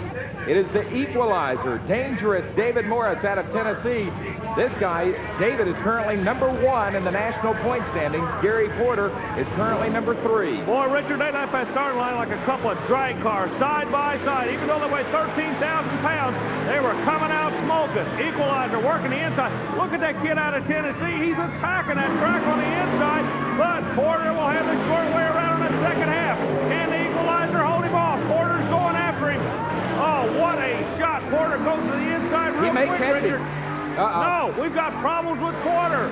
He's going into the infield. The equalizer's going to go to the next round. I have no idea what went away on a Crusher. Army, he came over that first set of junk cars, and it looked like he took a hard hit when he came down, possibly steering problem, as there you see the equalizer get his win.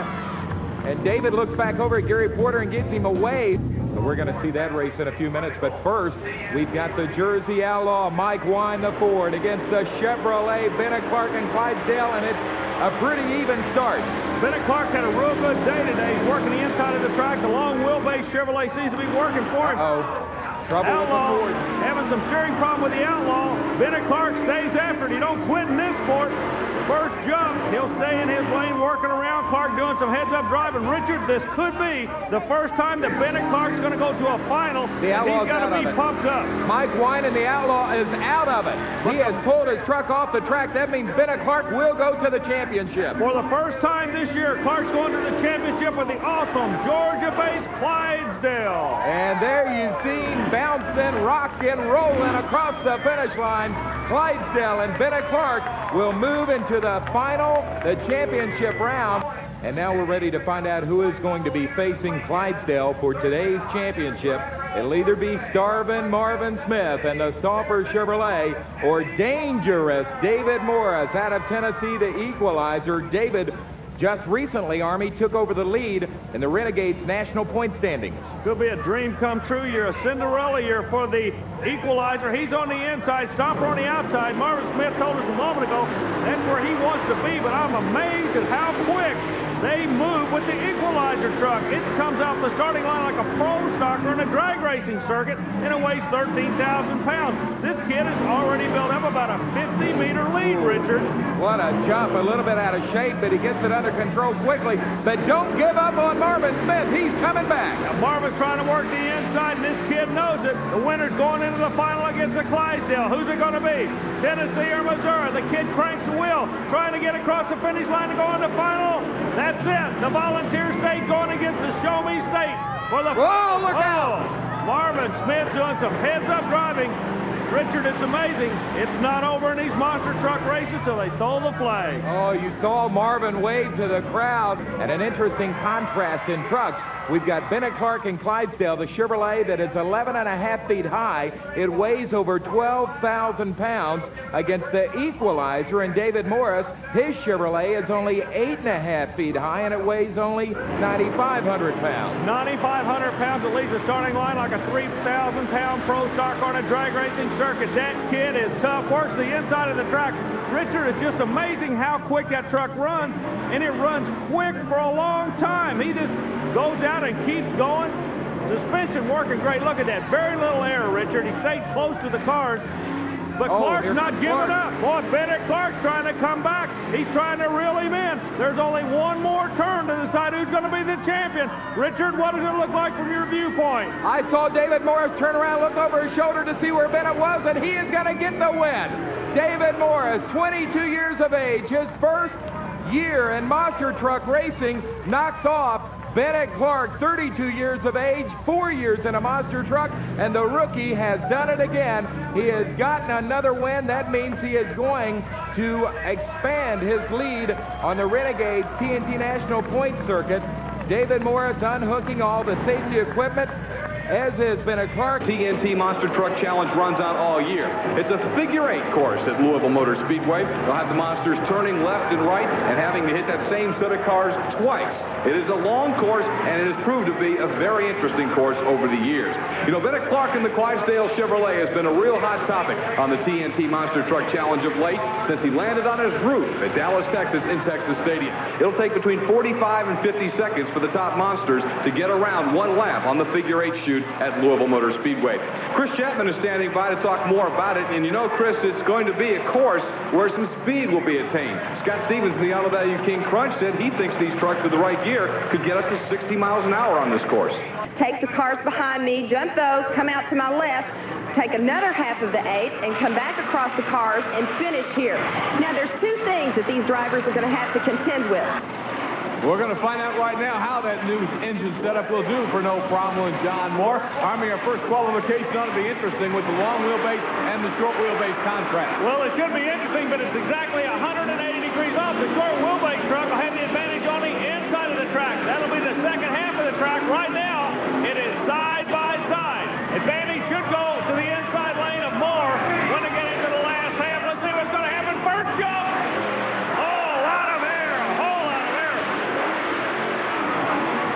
The short wheelbase will start working for John Moore. And Scott, he's right. It seems to be working real well. Look at this. Hank's Titan some speed bumps on that turn. That's forced him back out. But Moore, obviously, with a much better qualifying run than the Clydesdale. Oh, lots of air. The people in Louisville are loving it. We're just into the qualifying session. Really launched at that time. And now Clydesdale completes his run. And remember, that's really the first lap of any kind for Bennett Clark. Here's the gravedigger, Dennis Anderson, out of Kill Devil Hills, North Carolina. Notice something that is not on the truck, Scott. The front headlights. He is notorious. When he turns the lights on, he's on 100%. There must be something wrong with the truck that we're not aware of. He goes up against the Outlaw. Chevrolet versus Ford. We're going to learn something right here. Mike Wine in the Outlaw from Pensacola, New Jersey. Digger gets the good jump out of the hole. Right now, believe it or not, it's almost an even race. Digger works the inside. Now watch Wine come out of the top of the screen. Wine will be working the short part. Oh, look at the air. And they're only, oh, we've got problems. Gravediggers, scanners all over the track.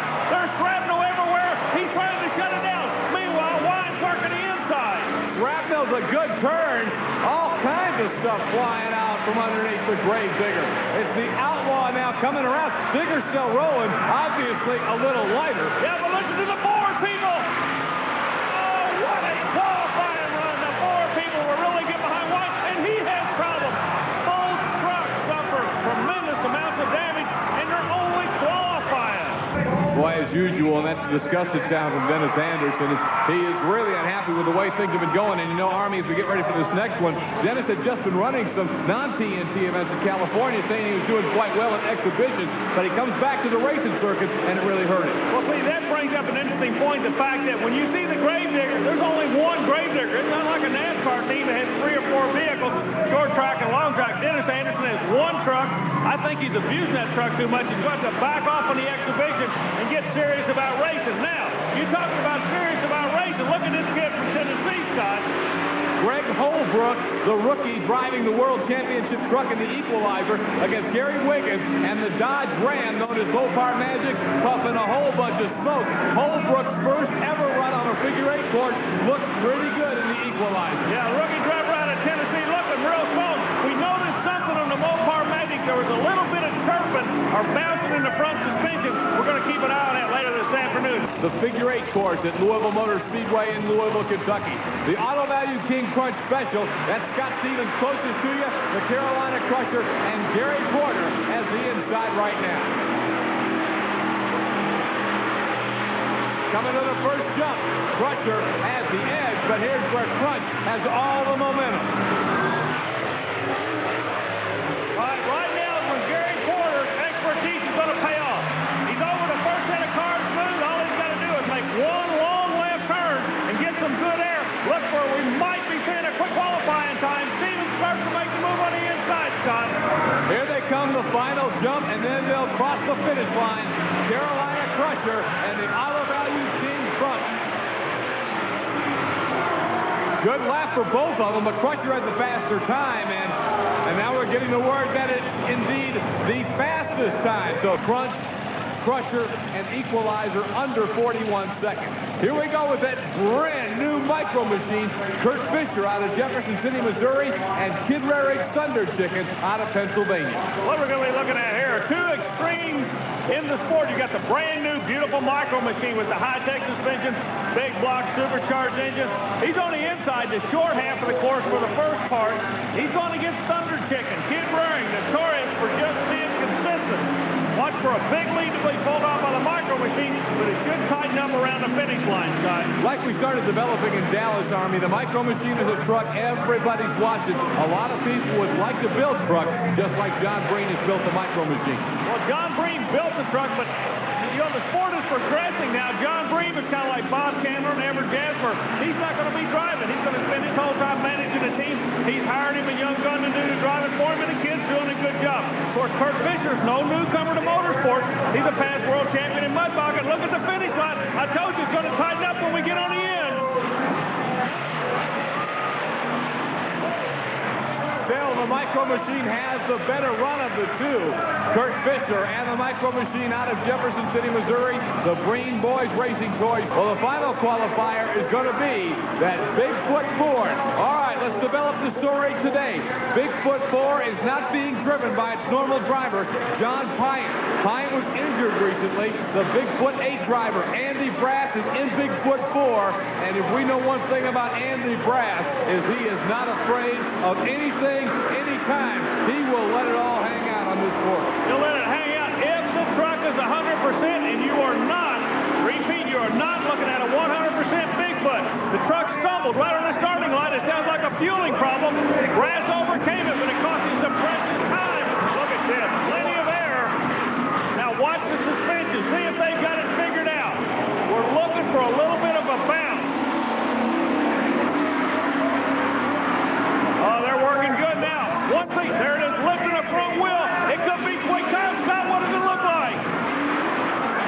Man, look at the air from Bigfoot again, as Andy Brass puts him through at the only sub-40-second lap, 39.56. They'll be the final run of the first round. That, of course, will allow Outlaw time to make repairs and make it into the first round, and they do that for anybody.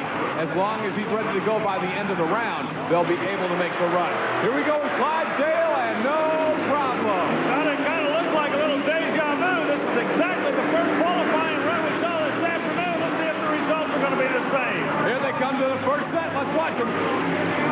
Long wheelbase truck on the left side. Short wheelbase truck on the right side. Whoa, we got problems. Clydesdale.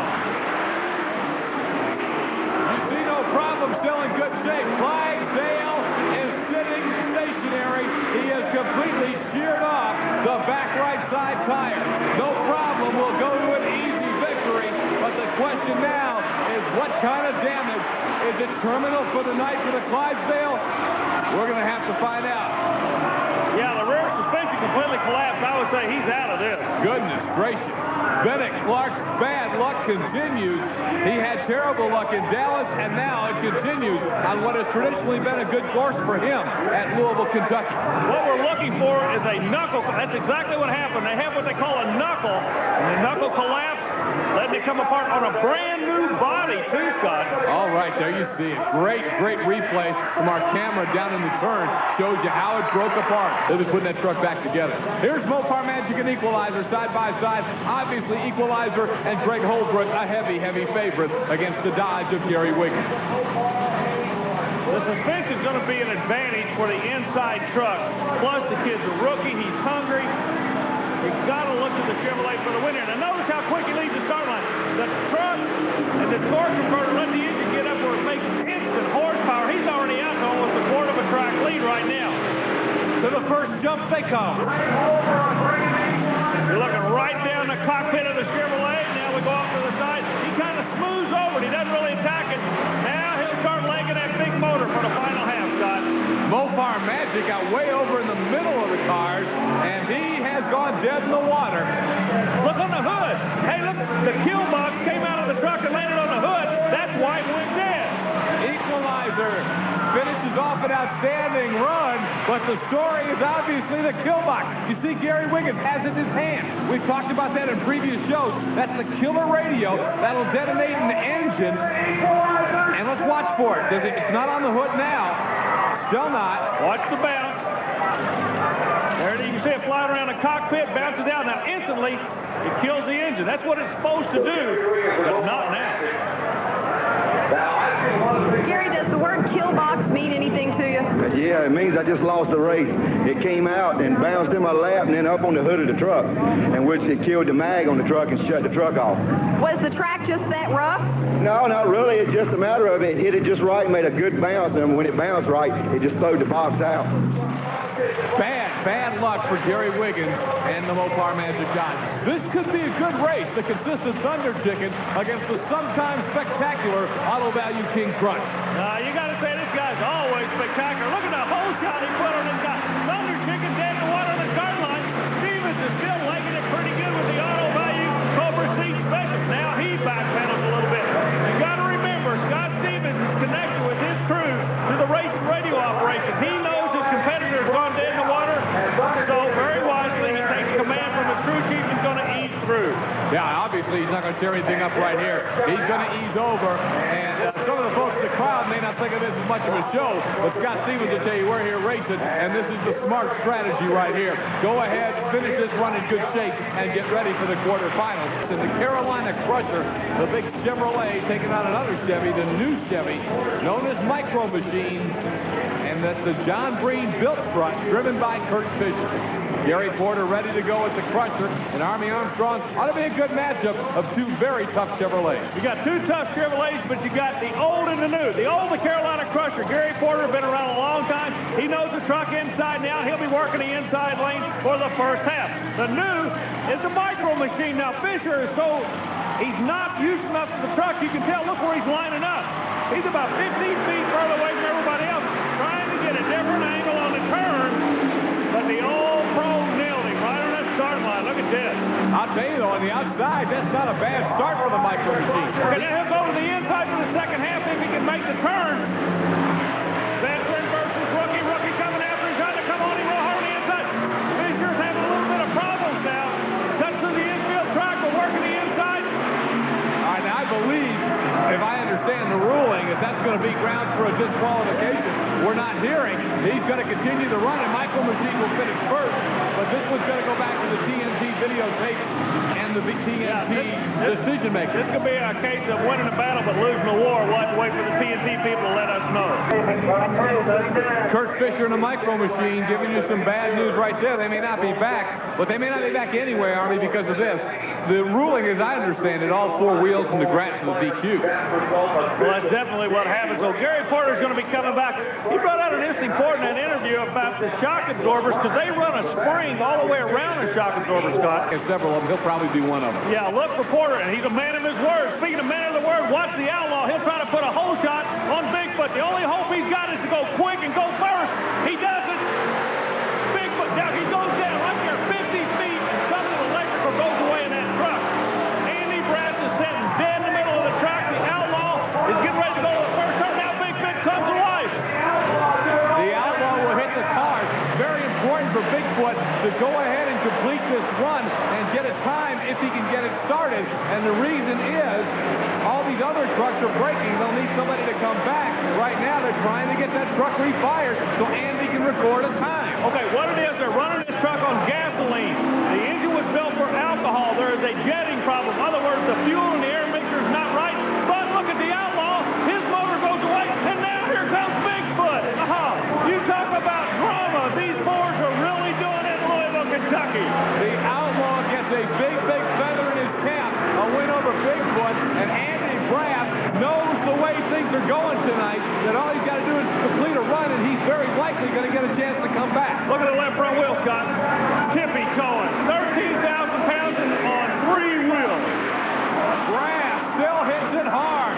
Andy did not save the truck one bit, and I think he's going to get a chance to come back if he can keep rolling. Once again, he's going to have to put away Gary Wiggins and Mopar Magic, and on this course, there are no sure things. Driver goes the thumbs up sign, means he's ready to go. He'll be working the inside with a Chevrolet. Again, that truck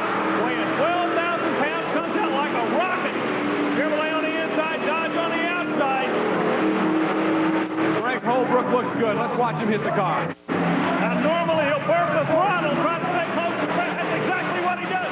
See, he keeps the truck close to the ground, doesn't get a whole lot of air. Now he is at the really leg and mount motor shimmy for the last half of the track cut.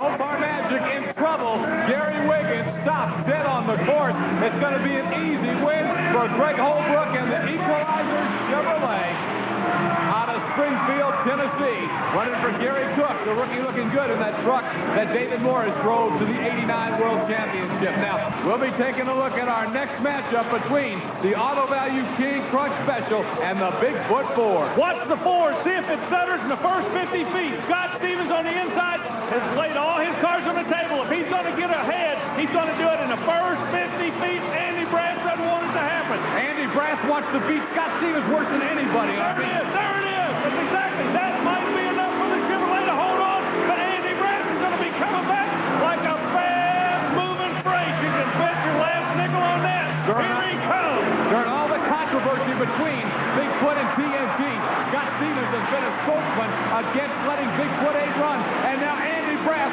wants to beat him at Bigfoot 4 so bad he can taste it. Two cars weighing 13,000 pounds, look like 2,000 pounds sprint vehicles going head-to-head. Louisville, Kentucky, Brass takes the win. Look at the effort. Beautiful, not beautiful. Andy Brass puts Bigfoot 4 into an impressive victory over Scott Stevens and the Auto Value King Crunch. Andy, we know there's no love lost between you and Stevens. He's been going around. As a matter of fact, he's even got a sign on the front of his truck in reference to a lawsuit that you all have against the TNT people. That's his viewpoint. You told me in Dallas that you would love nothing better than to come back and beat him with an older truck, and that's exactly where you are right now. Yeah, that's right. You know, everybody's protesting the new truck and everything. You know, well, we brought out the old one and proved we can do it right again with the old one. You know, we don't really need the new one, but the new one's a lot safer. It's a lot better truck, and it puts on a lot better show. You know, we can come back out with the old Ford Bigfoot, you know, and beat him. That just tickles me pink. Yeah, that was a big smile from Andy Brass. He's in the Final Four, and another Ford's going to go to the Final Four. The winner of this race, Outlaw, and No Problem, and John Moore is out of the line. Moore went dead on the start line. The Outlaw's got an engine going away. The white smoke coming out indicates he blew a head gasket. Oh, he's taking a big chance right now. He is pushing that engine to the absolute maximum. That's how important getting to the next round is. If that was you or I, Scott, I guarantee you, we'd have shut this truck off a long time ago, but he needs the point. You can see the engine going away. Look. Well, all you can say is that Lady Luck's riding with the Outlaw tonight. Bigfoot died on him in the last round. Now No Problem dies on him. He's going to be in the semifinals if he completes this jump legally. You're talking about Lady Luck. I just thought of something. You know where they build these trucks to start with? About a mile and a half down the road. Maybe these old Fords just won't die in Louisville. They want to come back and put a win down. Mike Lyons got himself another win. I think he's saying, I'm going to the pits, boys. Yeah, he waved off the camera interview and said he's going back into the pits. He is hot. We go to the semifinals. Now, Crusher got a bye run in the quarterfinals because Thunder Chicken couldn't make the call. So Crusher should be a fresher truck, and Bigfoot has had trouble at the starting line, Army, in every run tonight. Look where Andy Brass moves. He moves to the outside. He's going to have to clean the engine out, keep wrapping the engine. They've got to get fuel to the engine. The fuel mixture is not right. It's stuttering about 50 feet off the starting line. And there it goes again. Now the Chevrolet goes out. Gary Porter is going to go for everything he knows he's worth, because when Bigfoot does come alive, here he comes. He's going after the Chevrolet right now. But he's almost a half lap down, Army. You can see Crusher has already finished the jump. He gets a little sand on his back wheel. Now Bigfoot bounces at the end, and Crusher is firmly in control. He's not a half lap anymore. Here comes Bigfoot working the inside. Andy Brass doing a great job. They're going to go to the jump side by side. Scott, Chevrolet, Ford. Who's it going to be? Bigfoot caught him. Unbelievable. And let's wait till they get the photo finished. But Army, I think Andy Brass won the race. Look at him in Louisville. They've gone nuts. Man, I'm about to go nuts down here. That was the best monster truck race I've ever seen. I don't know if Bigfoot won it. If he didn't, you got to give him the big heart of the night. He was beat right there. But he keeps coming and keeps coming. And he either pulled it out or barely lost. Gary Porter went bear hunting with the switch. Let's see if it paid off. At the end, Bigfoot gave it all he had. Let's get a look at the angle here. Man, I think Bigfoot got him. Army Armstrong working his way over to Andy Brass and Gary Porter. But I think Bigfoot won. We're going to find out. see, I believe, the best monster truck race ever. You just saw it. Between the Carolina Crusher Chevrolet and the Bigfoot Ford. Andy Brass, it bobbled on you right on the starting line. Have any idea what happened? No, I don't. You know, we've been having problems with that right off the line. All night tonight it's been bobbling on us. We fixed it one run, and then this run it acted up again. Well, by the crowd screaming, we just found out you're coming to the finals. You took the win. Gary, does that surprise you? It was a very close race. I knew I was going to push the truck really hard, and they're running against Andy, and right there at the end, I thought he did get me. He was right. You're going to see it right here, and there it is. By about the length of a wheel, Andy Brass and Bigfoot with probably, I don't think there's any doubt that no one in a monster truck race has ever come back from a bigger deficit because they rarely run any course this long, and he was a good 5 seconds behind him at one point. That finish line looked like synchronized monster truck flying to me. That was beautiful. Andy Brass with an unbelievable run. And that noise, is that the Outlaw? It's the Outlaw. The heat's in the motor. You can see the head gasket is what's gone away. Watch him about halfway around the track. You should start getting smoke out of it. The Equalizer really should have an easy go on this one. Greg Holbrook trying to get into another showdown with Bigfoot in the final. Here comes the World Championship truck. Where's the Outlaw? I don't even see him. He stopped on the course. Now, Holbrook is playing around a little bit. He's trying to get a handle on the truck because he believes he is going to the final. There you go. The head gasket caught up with the Outlaw. It's going to be a Blues Brother final with Chevrolet in blue and Ford in blue in Louisville. Look at that wheel come up from the Equalizer out of the turn as Greg Holbrook finishes the run. They're setting the chassis just like sprint cars on these monster trucks, Scott. Greg Holbrook, the rookie driver of the truck that won it all a year ago, gets the win. And the luck and time finally ran out on the Outlaw. Bob, you've got to feel a little bit vindicated. You didn't want Bigfoot 4 out here running, and you're winning. Well, Bigfoot 4 is a 7-year-old truck. We've done a lot of updating on it. In fact, we're running 2 nitrogen shocks on the back. We are running leaf springs, but it still is not what I call a stage 3 monster truck. It shouldn't be running out here this fast. It is doing a good job, and I thank the driver and everybody else. It is good, but it's still not the right truck for this job.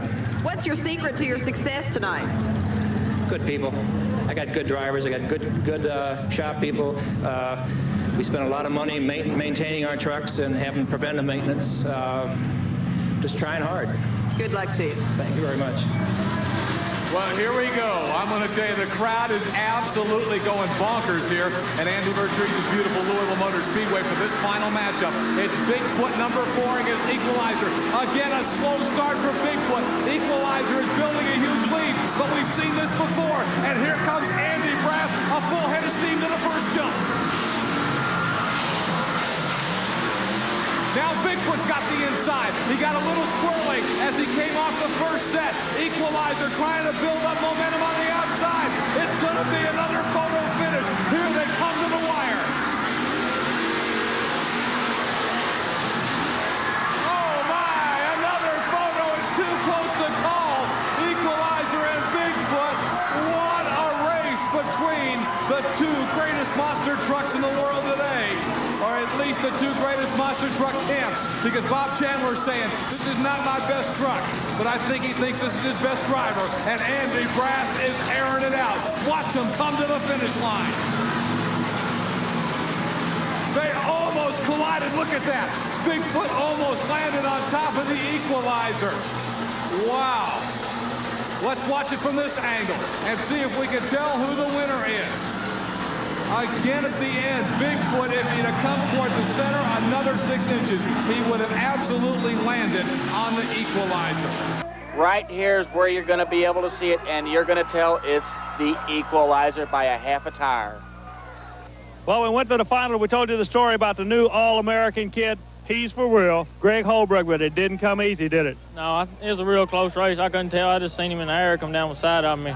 Did you have any fear at all that he might actually land on you? Yeah, all I see out the corner of the eye was his tire. I didn't know where he was going. You can't think about stuff. You just got to keep it to the floor. Rated as one of the finest NASCAR sanctioned facilities in the country, but boy, I'll tell you, they're seeing some great monster truck racing action right here in Derby City. And Star Monster, Chris Tuffley out of Syracuse, New York, is a truck that probably is not made for this course, Army. It's a, I guess if you could use the term, it's a stiff, kind of rigid truck, and this is the kind of track that's probably going to really beat him up. Well, the Star Monster will go good on a straight course. The short wheelbase is not conducive to the turns they got to make. The truck will look stiff. You can see it right now. The chirping of the wheel, the tires biting, letting go, biting, letting go. Plus, he runs a small engine. He runs what they call a small block Chevrolet. So he's giving away about 400 horsepower, but this kid's not afraid to drive it.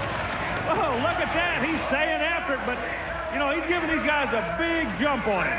Boy, he got a rough ride at the end of that jump, and he's lost power, apparently, trying to complete the run.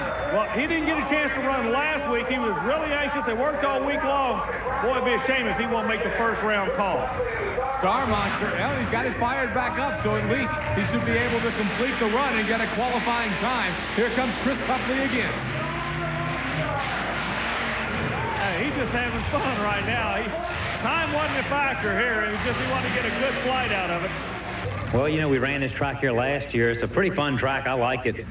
The thing of it is if you take off on the inside lane, you think you're way ahead of the other guy, but the lane changes and it swaps around. If you get out of the truck any, you let out of it because you think you're so far ahead, and all of a sudden they zoom by you. So you got to stay after it pretty good. But it's a real neat track, and I like it as long because you don't have to take off hard with the truck and worry about ripping something out, taking off. And you got a lot of, you got a lot of catching up room. It's going to be a fun track. You were having some problems down in Dallas. Do you think that you've corrected those, and what type of different adjustments have you made on the digger for this track? Well, see, just like the course in Dallas, it was kind of short, and we had to come off the line real hard. We're on some real sticky clay. The truck bit real hard and stripped the gearbox out. Out here, I don't have to worry about taking off, but so hard, because like I say, once the truck gets ahead of you, you got enough room to run him down. Very interesting thoughts from Dennis Anderson about running this figure-8 course at Louisville Motor Speedway. And I'll tell you, he's ready to go, and he makes a great point. One of the few places that they take off on asphalt, at least so far this year, because they've been inside so much, they've been running on dirt and clay. Well, and also he doesn't have to abuse the truck. He just made reference to inside and outside. Scott Stevens runs the outside lane with the King Crunch truck lifting the front wheel. You notice he's going hard. He'll go to the short side for the second half. Gravedigger is not really attacking this track. I think he's just trying to stay alive to get into the first round, Scott Douglas. I think you're absolutely right. After the breakage last week, who could blame him? The Auto Value King Crunch solidly in front. Now, a Dennis Anderson that we're used to is going to really hit it hard here. But if he's watching and just trying to get into that first round and playing it smart, he may just play it conservatively and get the run finished. You got to remember, they've had a week to think it over. Anderson has thought long and hard. He will be there in the first round. He's going to make a run this week around. He saved the truck sub, safely qualified. Auto Value King Crunch with a better time. But Gravedigger didn't get after it, and Crunch is well under last week's fast time. Look at the bottom of the Bigfoot truck. You notice black smoke coming out. That's an indication the motor is too fast. They got to keep wrapping the engine. Now, they don't have the stall problem they had last week. It looks like they figured that out. We've got a good race going between a Dodge and a Ford. But Andy Brass will come off the door. Look out for no car magic. He left his lane, but he didn't phase Andy Brass a bit. It did not alter Bigfoot's course. Brass tucks it in and is having a good qualifying run. He was fast qualifier a week ago. Maybe again, because this run looks good. Look at the chassis. It's working good. It's hard to believe these guys adjust the chassis just like any other racer would do on this particular track. And Brass is showing he's playing hardball today in the bluegrass. Coming out next is last week's winner to qualify, the Equalizer Chevrolet. And you know, in a lot of our conversation about Bigfoot earlier, I think, Army, that we were a little remiss at not talking about the great runs this rookie made a week ago in winning in his first time ever turning left and right. Well, we'll watch for that. Chris Chapman maybe got us another scoop. I'll tell you, if David Morris comes back, everybody's going to sit up and take notice. Yeah, you know, it was good seeing him again, and he wishes Greg Holbrook all the luck in the world. He's got a lot of pride in this Tennessee operation. Holbrook, speaking of Tennessee, we got a Tennessee Ford going against the Tennessee Chevrolet. You want to look to the, hey, John Moore's all over the place, but if you want to look to the future, how about the day when David Morris brings out a truck to race the Equalizer? That'll be something. Right now, it's all Equalizer with Greg Holbrook winning, and John Moore, I don't know, this is a figure-8 course, but John, I think, is driving a 3 or a 10 or a 13. I don't know. It's a loop-de-loop for John Moore today. Equalizer coming up with an outstanding run in Greg Holbrook, and I don't know if John Moore was anything close to a legal run, but he does finish. We're qualifying on the figure-8 at Louisville Motor Speedway. Gary Porter's Carolina Crusher side by side with Kid Rarick's Thunder Chicken. Porter comes out working a low lane. Gary Porter is just a good driver. He doesn't look like he's working Chuck Harley at all, Scott. He's looking awfully strong. A good jump. little bounce at the end, but he's in pretty good shape. This looks like a nice run for the Crusher. Again, the time to beat, though, is down around 33 seconds. Okay, now the Carolina Crusher, he learned something on that previous jump. He will adjust when he goes into the next round. He'll adjust that truck and try to get a different angle of jump right there. A little bit of a bounce cost him. What's the time, Scott? He needed to be a 33.66 to take over fast time, and he's not able to do that. Will come out. We documented his problems earlier, and look at this. Looks like half a truck, Army. Well, Scott, it is half a truck. The bed's completely gone. And you got to remember, that's a brand new bed. We're looking at a brand new paint job. There were some graphics that were to be put on the truck. They were not able to get it together, and I'm kind of glad because it would have torn the graphics all the way off. We're going to be looking for a new Clydesdale. He's got a positive attitude, but right now, he's got his hands full with the big, bad micro machine. Kurt Fisher, former world champion mud racer, now in the big monster truck. Let me ask you about all that's been stripped away from the Clydesdale. Army, is he going to have any chance at running any kind of a race? I mean, is there a lot of back-end weight missing, or is that just kind of superficial? No, it is superficial. That's a fiberglass replica body, so really, he weighs about 25 or 30 pounds less than he did before, and in these vehicles, that will mean nothing whatsoever. It's going to be a good run. I look for him to take it easy. I don't think he's going to try to abuse the equipment. Meanwhile, Fisher is trying to learn how to attack with the micro machine. Let's see what he can do. Fisher on the right, Clydesdale on the left. Micro machine, if you'll remember a week ago, was running very strong and had seemed to figure the angles on this track pretty well, but got disqualified for cutting one angle too well, and that was going through the grass in the far turn. Scott Douglas, I just noticed something. The micro machine was having the same problems that Bigfoot had last week. That being the engine has a tendency to stammer a little bit when he leaves the starting line. Again, micro machine was completely in the grass. We'll see if TNT allows that run as Clydesdale, as you mentioned, taking it nice and easy. Micro machine really having a lot of trouble staying out of that end grass, which is supposed to be off the course. Well, John Bream has picked this young man to drive this truck. He's got all the confidence in the world in him. The only thing he needs is the same thing the equalizer driver needed, just time in the seat. So Micro Machine gets a pretty good run. We understand it is being ruled a legal run for Kurt Fisher and the Micro Machine. You talk about a guy who was walking wounded a week ago.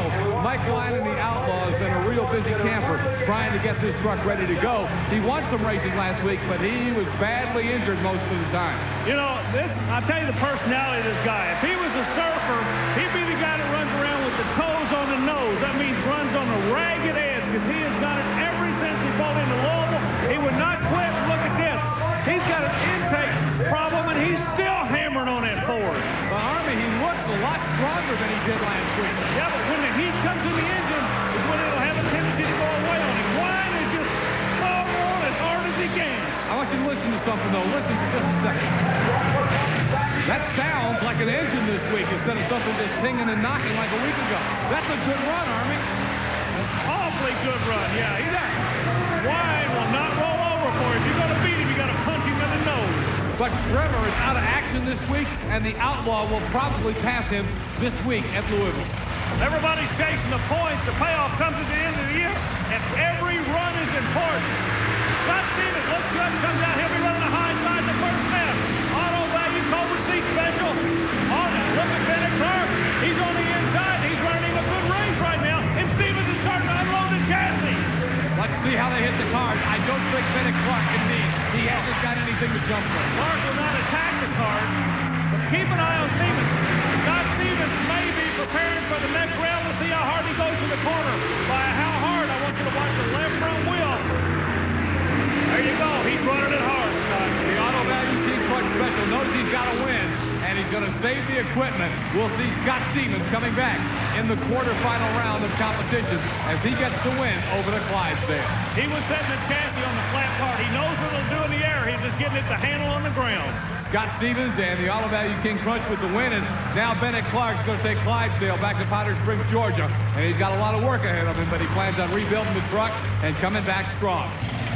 Bennett Clark struggling along, but the Clydesdale will keep on coming back. Hey, Scott, something that Scott Stevens said to me when he walked away, he said, Army, what I'm talking about intimidating, he said you can actually see the eyes of the spectators you go around this course, and that's affecting these drivers. They're aware that they're running towards the people.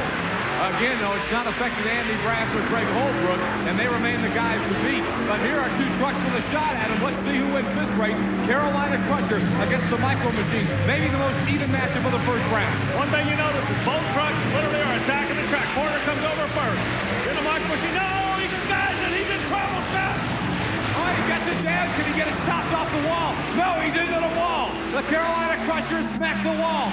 Kurt Fisher and the Micro Machine is going to get an easy win, but it's a run that the folks at Louisville Motor Speedway will never forget. The wheel-standing Carolina Crusher.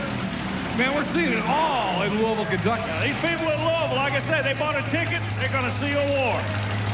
Gary Porter and Carolina Crusher. He's checking the truck. He's checking the wall. After just an unbelievable wheel stand. Here it is again. And watch him get up on the back wheel and stay there. Well, normally you got to throttle out. At this point, he's got to make a decision. Go or no go. Very wisely backs on the throttle.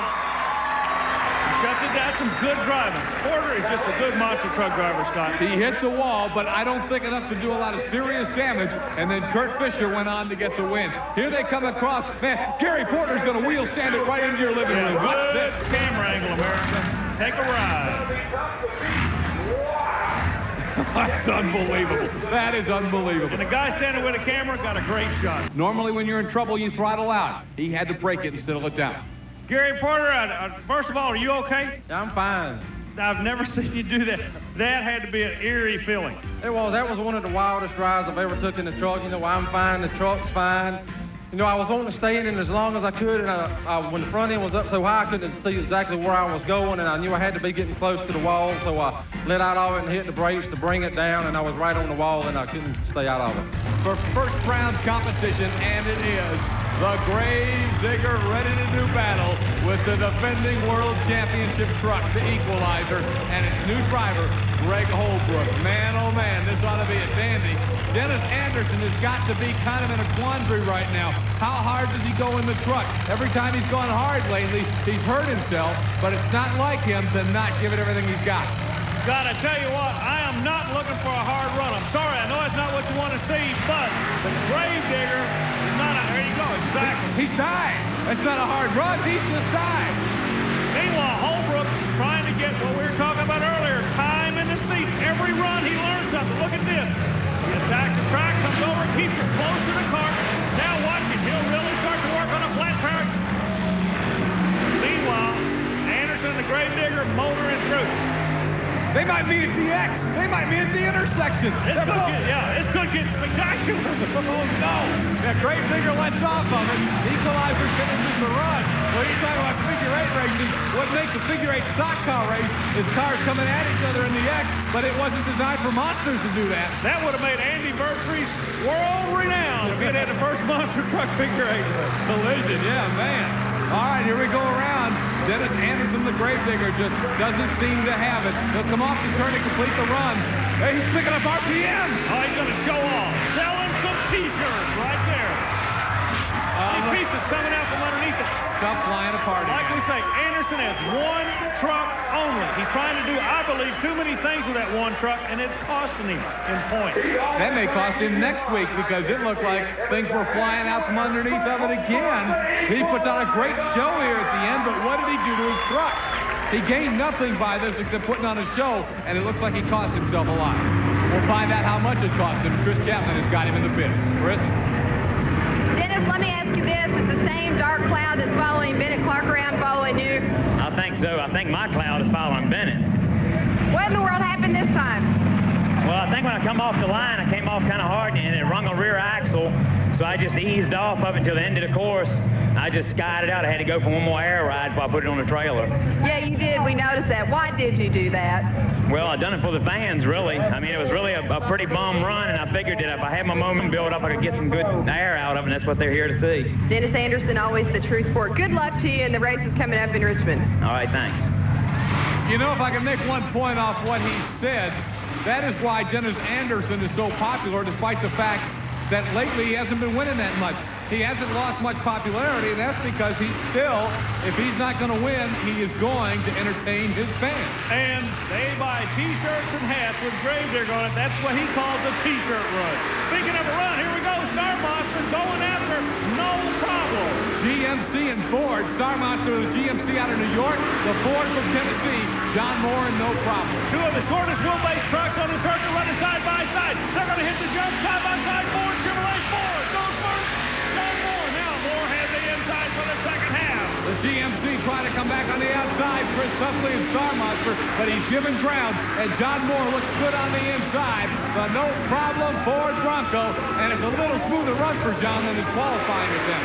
460 cubic inch supercharger. Oh, but look at the front end. He's got a transmission cooler coming off the front and drive shaft coming off the back. It looked like an easy run, but he did a whole lot of damage on the No Problem vehicle. Ended up finishing the run and getting the win, but obviously repairs in the pit area for John Moore, No Problem.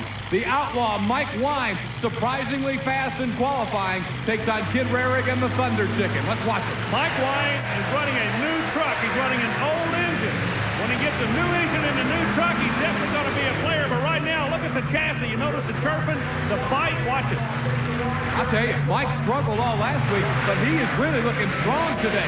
Mike Wine, anything you put under him, he's going to drive it as hard as he can. Now he's on the outside. The Thunder Chicken's got the shorter way around the rest of the way. And Chicken is still running strong. There's that bite I was telling you about. A little bit of bounce on the outlaw. He's got to overcome it. Look at this. They're going to line up side by side for the final. Outlaw Ford. By a length. What a great race. The victory going to Mike Wine and the Outlaw Ford. But Kid Rarig and the Thunder Chicken kind of unheralded coming in this week. He ran a great run against the second fast qualifier. The feud of the day in monster truck racing.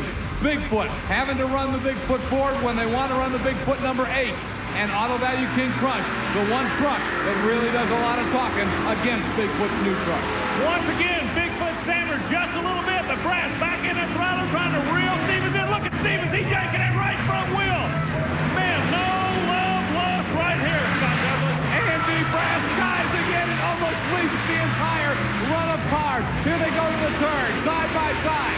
Look how hard the chassis are working. Both trucks lifting the front wheel. Stevens has the back on the throttle. He heads toward the crowd. Bigfoot working the inside. It's going to be Bigfoot with the win if he can hold her straight. Andy Brass. Look out. What's that? Now the sheet metal is coming apart. Hard landing. Hard. These guys are really getting slapped around in those trucks. Stevens is stunned right now. Scott Stevens is having problems watching from the camera angle. I believe it may have knocked him out just for a second. Watch the impact. Landing is like a 50-mile-an-hour head-on collision. He just took it on the chin right there. Auto Value King Crunch kind of disintegrating. The winner, Bigfoot with Andy Brass.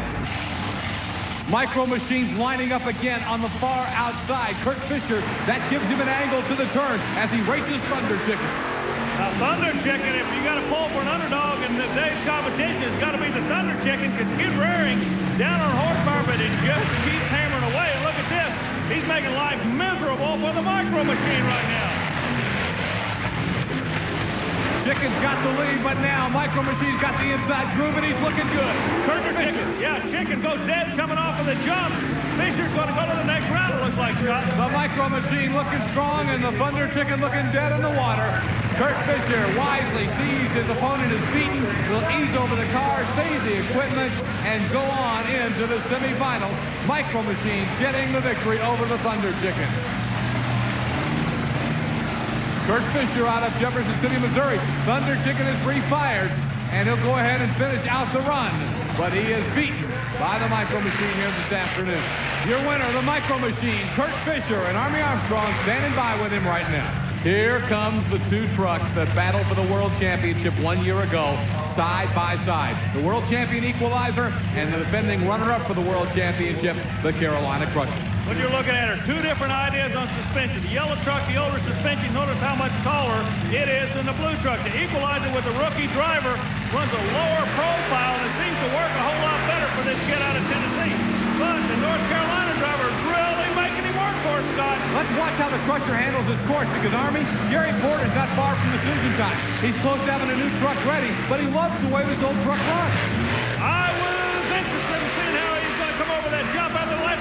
Hey, look at this. Porter's going to the next round. The equalizer blows the tire out. A blown tire sidelines the world champion, and Carolina Crushers in the Final Four. That will affect the World Championship point standing because Bigfoot is still alive. What an incredible story today. After skying, wheeling, and almost landing in the fence, Carolina Crusher comes back and will record a victory over the world champ. Let's see if we can see what, there it is. I guess it was that impact right there, or no, there.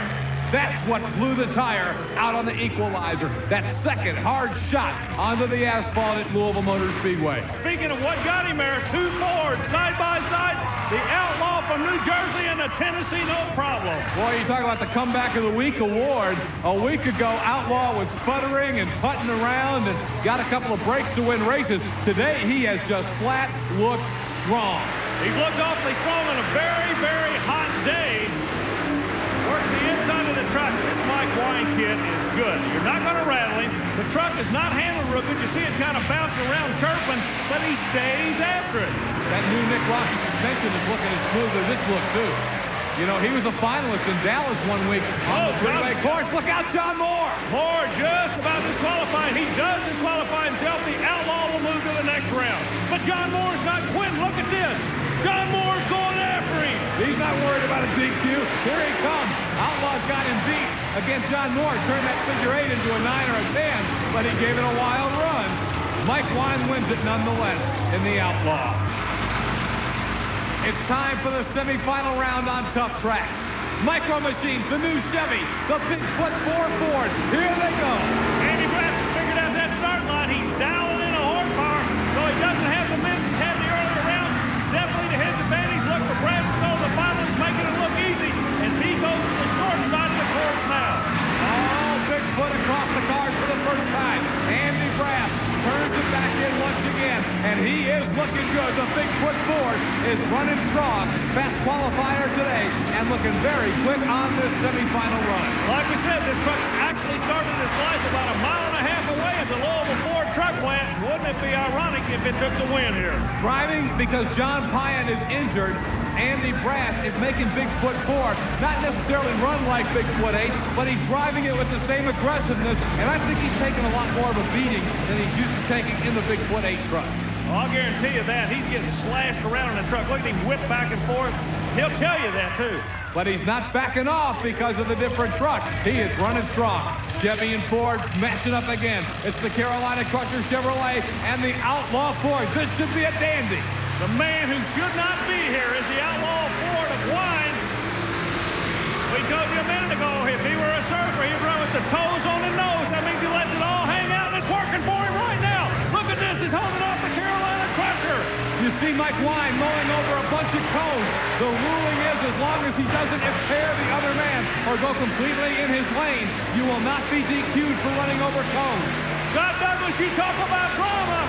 It's going to be a Ford final in Louisville, Kentucky, as Wine's holding off the Carolina Crusher. Then the motor starts to go away. He's going to make it. The Outlaw wins in the semifinals. He defeats the Carolina Crusher.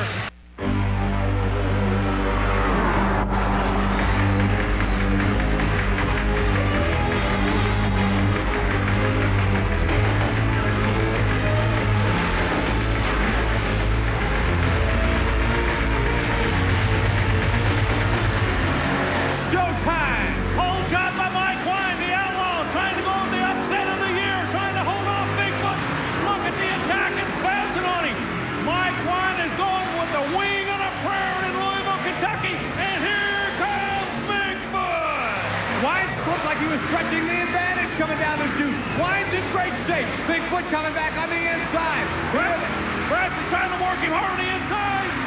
Something's wrong with the Outlaw. Oh, a clean cut. Something killed the engine. You see the smoke coming out. Bigfoot wins it as the Outlaw looked like he might get the victory, but goes dead in the water. Outlaw is completely dead. An electrical system failure somewhere. It completely stopped that engine and it brought it back to life, but too late. Can a figure 8 track in Louisville, Kentucky, and look, this first matchup hits Tropical Thunder. Wayne Smozanek out of Jupiter, Florida. There's a good shot of Wayne going up against the guy from way up north, Doug Spanier, and Barely Tame. Now, we told you Smolzanic's from Florida. Doug Spanier's from Minnesota. So you got a north and south confrontation between Barely Tame and Tropical Thunder, and there they go. Barely Tame with the lead. Now, remember, this is a lot of turning and a figure eight towards the end.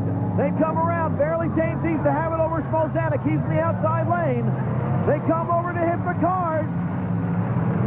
Whoa! And Smolzanic seems to lose power. Meanwhile, Doug Spaniard's pulling way out front, Barely Tame. Now, you notice on this figure eight course, they sort of changed things with Tropical Thunder against the wall now. Barely Tame on the inside track, and a clean sweep for Doug Spaniard and Barely Tame. Our next matchup ready to go between the Kodiak and the Gravedigger. Now, the Gravedigger, piloted by Dennis Anderson, he's back after a lengthy time off, and he's at a Kill Devil Hills, North Carolina, ready to go with the Digger. Kodiak being piloted today by Mark Bendler. Mark coming with us for the first time on Monster Truck Challenge out of New Berlin, Wisconsin. So it's Bendler and Kodiak, Anderson and Gravedigger. The red headlights on Digger, and Digger gets the hole shot. But hole shots count in straight line racing. This is a figure eight course. They come around the first turn. They'll be approaching that first set of cars. Look for a good jump. The Digger has the lead. Whoa! He clears the entire set of cars. Which track we gonna take? Bendler having a little trouble staying on course, keeping control of the truck, and the Digger a slight lead as they come around and head to the cars one more time. Whoa! What a finish! Kodiak comes apart, but look, oh! Dennis Anderson runs out of track space. Dennis Anderson, the Gravedigger, your winner. I hope he can come back with us. We'll check with him later on. Meanwhile, Carolina Crusher is coming up to the line. Gary Porter out of Wadesboro, North Carolina. Gary's been doing extremely well on Monster Truck Challenge, going up against David Cook and Master of Disaster. David making his first visit to Monster Truck Challenge out of Albany, Minnesota. They're staged in Louisville. Carolina Crusher, Master of Disaster, and there they go. Carolina Crusher out to an early lead, but they have that first turn to maneuver. Carolina Crusher acts as though he's been here before. He knows what he's doing. Mr. Cook having his share of trouble, but he's right behind them. The Carolina Crusher up and over the first set of cars. Here comes David Cook. Cook stopping on that first set of cars. Meanwhile, the Carolina Crusher going around. Gary Porter, his track is all his. David Cook gets Master of Disaster going again, but it is all Gary Porter. And the Carolina Crusher taking it easy. He saw what happened on the earlier races. He says, hey, if I don't have any competition, I am not going to risk hurting my equipment on this run. The win goes to Carolina Crusher. Our next matchup between the Predator and Rambo. The Predator being driven by Alan Pezo. Alan out of Millington, Michigan. Going up against him is Bill Weaver. Big Bill Weaver, Wild Bill as they call him, hails from Hastings, New York. So it's Rambo and Predator in Louisville on this figure eight course on Monster Truck Challenge, and there they go. The Predator, a unique looking truck, and he goes tight. Weaver comes out very wide on that first turn in Rambo. Predator with a 3-truck length lead as they come up and approach the cars for the first time. Look at the Predator go.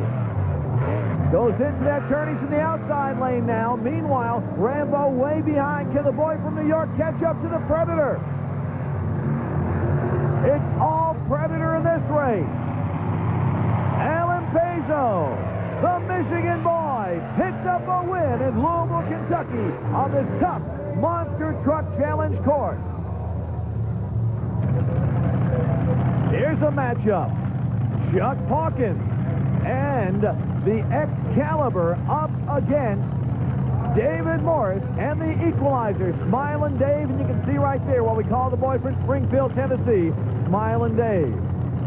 Chuck Hawkins in Excalibur. Chuck hails from Toledo, Ohio. His first time with us on Monster Truck Challenge. A lot of the new boys with us for the show. Excalibur and Equalizer. He's up among some of the tough ones in the country. And this young man in Excalibur can drive. He's not giving David Morris any faith. Oh, look out. You got to keep it on the track. You got to keep control of your vehicle there, Chuck. David Morris. Whoa, the Equalizer. He backs off. Neck and neck. In fact, Excalibur has the lead. What's happened to David Morris? He loses power. And in an upset, young Chuck Hawkins and Excalibur gets a win over Equalizer in Louisville. But it ain't over yet. Here comes Scott Stevens in the Auto Value King Crunch. Scott out of Spring, Texas, driving that Auto Value truck. He is a veteran of Monster Truck Challenge, and we love having him with us. Now, you remember we told you earlier on that this was a tough course. Scott Stevens gets a bye run. He gets to try this course out all by himself. Not only that, but, you know, he's had an opportunity to see the other guys run this course. So he's just out for a joyride here. He's going to get the feel of the course. But, you know, Scott Stevens is a competitor. He's going to see what this truck will do. A fairly new truck. He's been tweaking it, and I think he's got this thing dialed in for this figure 8 course. He comes up and around. The new paint job looking good. He's picked up a great sponsor there in Auto Value. And the King Crunch gets a bye run. He'll advance to our next round on Monster Truck Challenge. Whew! I need a break. This first round was exciting. Ken? Again, due to that Gravedigger Kodiak fiasco, neither one will be able to come back. So as the fastest loser, Rambo is going to run against Gary Porter and the Carolina Crusher. Bill Weaver and Rambo, Gary Porter and the Crusher, and Rambo off to an early lead. The Crusher sort of catches him on the inside track. Looks to be deceiving when you have this many turns in monster truck racing. They're approaching the cars for the first time. Crusher in the lead. And he dances over the cars. Here comes Rambo from behind. Here's where they do the little switchback. One goes to the inside, one goes to the outside. Gary Porter comes around. He's not having any trouble at all with this track. As we turn on the power, go over the cars, and the lead and win goes to Gary Porter and the Carolina Crusher. Our next matchup, as Gary waves to the crowd, they're lining up right now. The Equalizer going against Barely Tame. But the question is, what happened to Dennis Anderson? Jim Clark's with him. Dennis Anderson, the Gravedigger. First of all, are you all right? Yeah, I'm just fine. Smashed into the wall there, and I clipped my ribs in the back of my seat and just knocked the wind out of me for a few minutes, but I'm all right now. What the heck happened? Well, I tell you, I come around that the last turn there. My truck just felt like it was trying to drift out. And I thought old Kodiak there was getting ready to blow me away. So once I got the truck straightened out, I just smashed that big motor, and it shot me over the cars, and kind of surprised me. I didn't think I was going to get that much air, but I had to deal with it because it was too late to back out. Once I hit the ground, I had to tap the throttle a couple times to make sure I was going to be in control, and it was just going so fast on that slick asphalt, I had to lock it up and slide it sideways and take to the wall. Apparently overshot the set of cars that he was going for. He was trailing behind one of the other monster trucks and needed to make up some time. When he come down, basically he had slid sideways, smashed into the wall there. He had gone to a restaurant to eat some dinner after the race was over that night, and he went to take a drink or something, and he coughed real hard. While in doing so, he had already had injured some of the ribs, and when he coughed so hard, it actually separated some of the rib cage, so he's going to be out for a little while. Leads us to our matchup between the Equalizer and Barely Tame. Doug Spanier and Barely Tame. David Morris and the Equalizer. Both blue trucks. One a Chevy, one's a Ford. And right now, they're neck and neck going into turn number 1. Barely Tame going wide, but look at this. David Morris cannot make it around the first turn. He loses power. This happened to him earlier. He had a chance to come back as the third fastest loser because this treacherous track causing a lot of damage to equipment. But Barely Tame walks off with it. David Morris can do nothing but sit there and watch the Ford. But now look at this. The Ford loses power. Doug Spanier has to work to get it going again. I told you this was a tough course. As he jumps over the cars, pops a wheelie for the crowd, and the win, Doug Spanier and Barely Tame. Here comes Tropical Thunder, Wayne Smozanek going against the Predator and Alan Pezo. That's a good-looking truck in the Predator. Wayne Smozanek was the 1990 Rookie of the Year. Side by side, they come off the line. Tropical Thunder going wide. What kind of a turn was that for the Predator? Whatever it was, it gave him about 4 truck lengths lead over Tropical Thunder. He approaches over the cars. He goes wide. He pulls it around. Does this guy have control of this truck or what? Wayne Smozanek all over the infield. He's having handling problems. Predator losing some power. He gets it turned back on. Tropical Thunder trying to go to the inside, and the win goes to Predator. Alan Pezo and Predator with an impressive win in that Chevy truck here in Louisville. Well, it's been easy so far for Scott Stevens and the King Crunch. He had a bye run, but this time he's going against Chuck Hawkins and the Excalibur. He had that upset victory over the Equalizer in round number 1, and here they go. Scott Stevens has had an opportunity to watch everybody run. He took the sports by himself on a bye run in round number 1, and he's falling behind to the Predator right now in his first real competition in Louisville. Excalibur going a little wild. He straightens it out. This guy gets great control. Scott Stevens, though, picks up a lot of yardage as Excalibur bobbles over the cars. It's going to be flat out side by side as we come down to the finish. And the win goes to Excalibur. The young man, Chuck Hawkins, comes in here to Louisville and goes boom, boom, and knocks out 2 of the big boys. And the Auto Value King Crunch blows a tire off the last set of cars. And that ends round 2. So much for talking. Let's get racing. Barely Tame, Carolina Crusher. Off the line, Barely Tame gets him. Now remember, Gary Porter already told you he was running in 2-wheel drive. And whoa, look out, Gary. Not much control when you only have 2-wheel drive in these tight turns. And Barely Tame turns it on. We're only halfway through this race. Whoa! That is getting tough on that landing over turn number 1. Around they go. Into turn 3. Around turn number 4. Barely Tame takes the big blue Ford home. Doug Spanier a win. Gary Porter limps over the cars. And Doug Spanier's in the final. Not much on words, Bill Weaver, but he does his talking on the track, and he's gotten here in the semifinals. One's going to the finals. Is it going to be the Predator, or is it going to be Rambo? Rambo catching up. The Predator on the inside track. Allen first to hit the cars in Predator. Rambo high flying. He does a lot of bouncing. Predator screws out first. He gains a little bit of yardage there, but Rambo's catching up. Predator turns it on. They're coming down. This is the home stretch. Side by side. Rambo and Predator. Who's it going to be? The win goes to Predator. And Alan Pezo walks into the finals in Louisville. He'll go up against Barely Tame.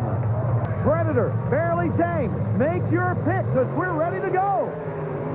Predator off to an early lead, but he's on the inside lane. Now, Allen has had some handling problems tonight. Doug Spanier has been running flawlessly, and look at this! The Predator does! He spins around, he spins out! Barely Tame! Barely Tame takes the big Ford over the cars! Predator's able to smooth out, turn it around, he does an entire circle on the track, but he's got to play a lot of catch-up. Barely Tame doesn't take time to look back, and Doug Spanier goes over the cars and into the winner's circle in Louisville. Smoke coming from the engine, but Doug Spanier is number 1. Remember, this is a long figure-8 course in Louisville. It will test the endurance of the trucks and the skill of the drivers. First up, Wayne Smozanek out of Jupiter, Florida, driving Tropical Thunder. He goes against Chuck Hawkins from Toledo, Ohio, up aboard Excalibur. The Tropical Thunder, Excalibur ready to go. First round highlights. Both trucks off the line. Excalibur with a little bit of a lead as they go into turn number 1, and then, whoa, look out, Chuck! He spins all the way around in the slippery track, claims its first victim of the day. I had a great start, but all of a sudden things got away from you. Yeah, I was pushing it a little too hard in the corner. I had my rear steering cocked enough, and I thought I could, wing around there that hard, but I goofed. But Chuck's not the only one that goofed, as you'll see in these first round highlights. Here comes Rambo, driven by Wild Bill Weaver out of Hastings, New York, going up against Kodiak, Mark Fendler. And we pick up this race halfway around the course as they approach the cars. Watch Rambo. He comes up, over, whoa, does a handstand. And what great driving skill as Bill Weaver gets it back under control and continues. Now as they approach the finish line, again, Rambo up and over, bounce, gets it under control, and Rambo wins. This is the second day of this figure 8 endurance test that the United States Hot Rod Association is putting on in Louisville. Now, David Morris in the equalizer goes up against David Cook and Master of Disaster, a battle of the Davids. And you're about to see something you very rarely see on the United States Hot Rod Association Monster Truck Challenge. David Morris, the equalizer, taking the lead. This is normal for him. He comes up, approaches the cars, and instead of going over them, comes to a complete stop. And David Cook and Master of Disaster breezes by. First round highlights continue from Louisville, Kentucky. Alan Pazzo and the Predator goes up against Gary Porter and the Carolina Crusher. At the top of the show, Gary Porter was talking about how slippery the track was, but as you're about to see, it wasn't Gary Porter, but Alan Pazzo and Predator that had trouble with the slippery track. Here he goes, look out, Alan! He spins out on turn number 1. Gets it back on track, goes over the cars, only to fall victim to the slippery track once again.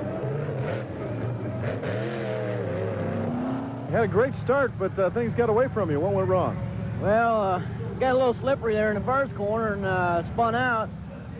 And the second corner was no better, but we managed to finish the course, but at the end of there, we broke a steering knuckle.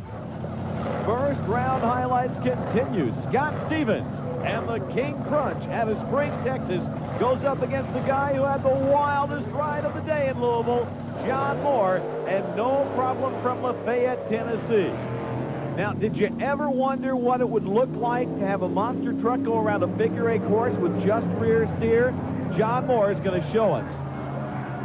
He takes a tour of the infield, manages to get it back on track, and again, the truck has a mind of its own.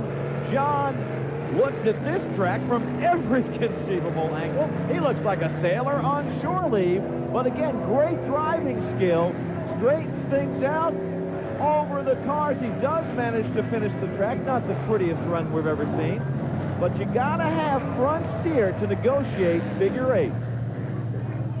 The only problem we had here was we didn't get the power steering belt tight, and I lost that right off the starting line, so we ran that whole course there just with the rear steering alone, and that's a little tough trying to get all the way around this track just running on the rear steering. And we're ready to go. Rambo and Master of Disaster. Wild Bill Weaver in Rambo, and Master of Disaster driven by David Cook. Off the line, Rambo with a great hole shot, and Master of Disaster really needs to turn things on and get a nice lead here because he's going to be on the outside lane when he comes around this figure 8. Remember, a very long course, testing the men and machines. Come over the cars. Rambo with a great landing, but look at Master of Disaster. He bounces aimlessly on the track, has to apply the brakes, and Rambo takes advantage of the situation on this figure 8 track in Louisville and breezes back around on turn number 4, over the cars, and into the winner's circle. Bill Weaver and Rambo, and Master Disaster just limps on home. Gary Porter and the Carolina Crusher. Gary concerned about the slipperiness of this track against Excalibur and Chuck Hawkins, who's concerned about Gary Porter, one of the top monster truck drivers in the world. Excalibur with a great hole shot. He's got to build the lead here because he's going to be on the outside of this track for the second part of the race.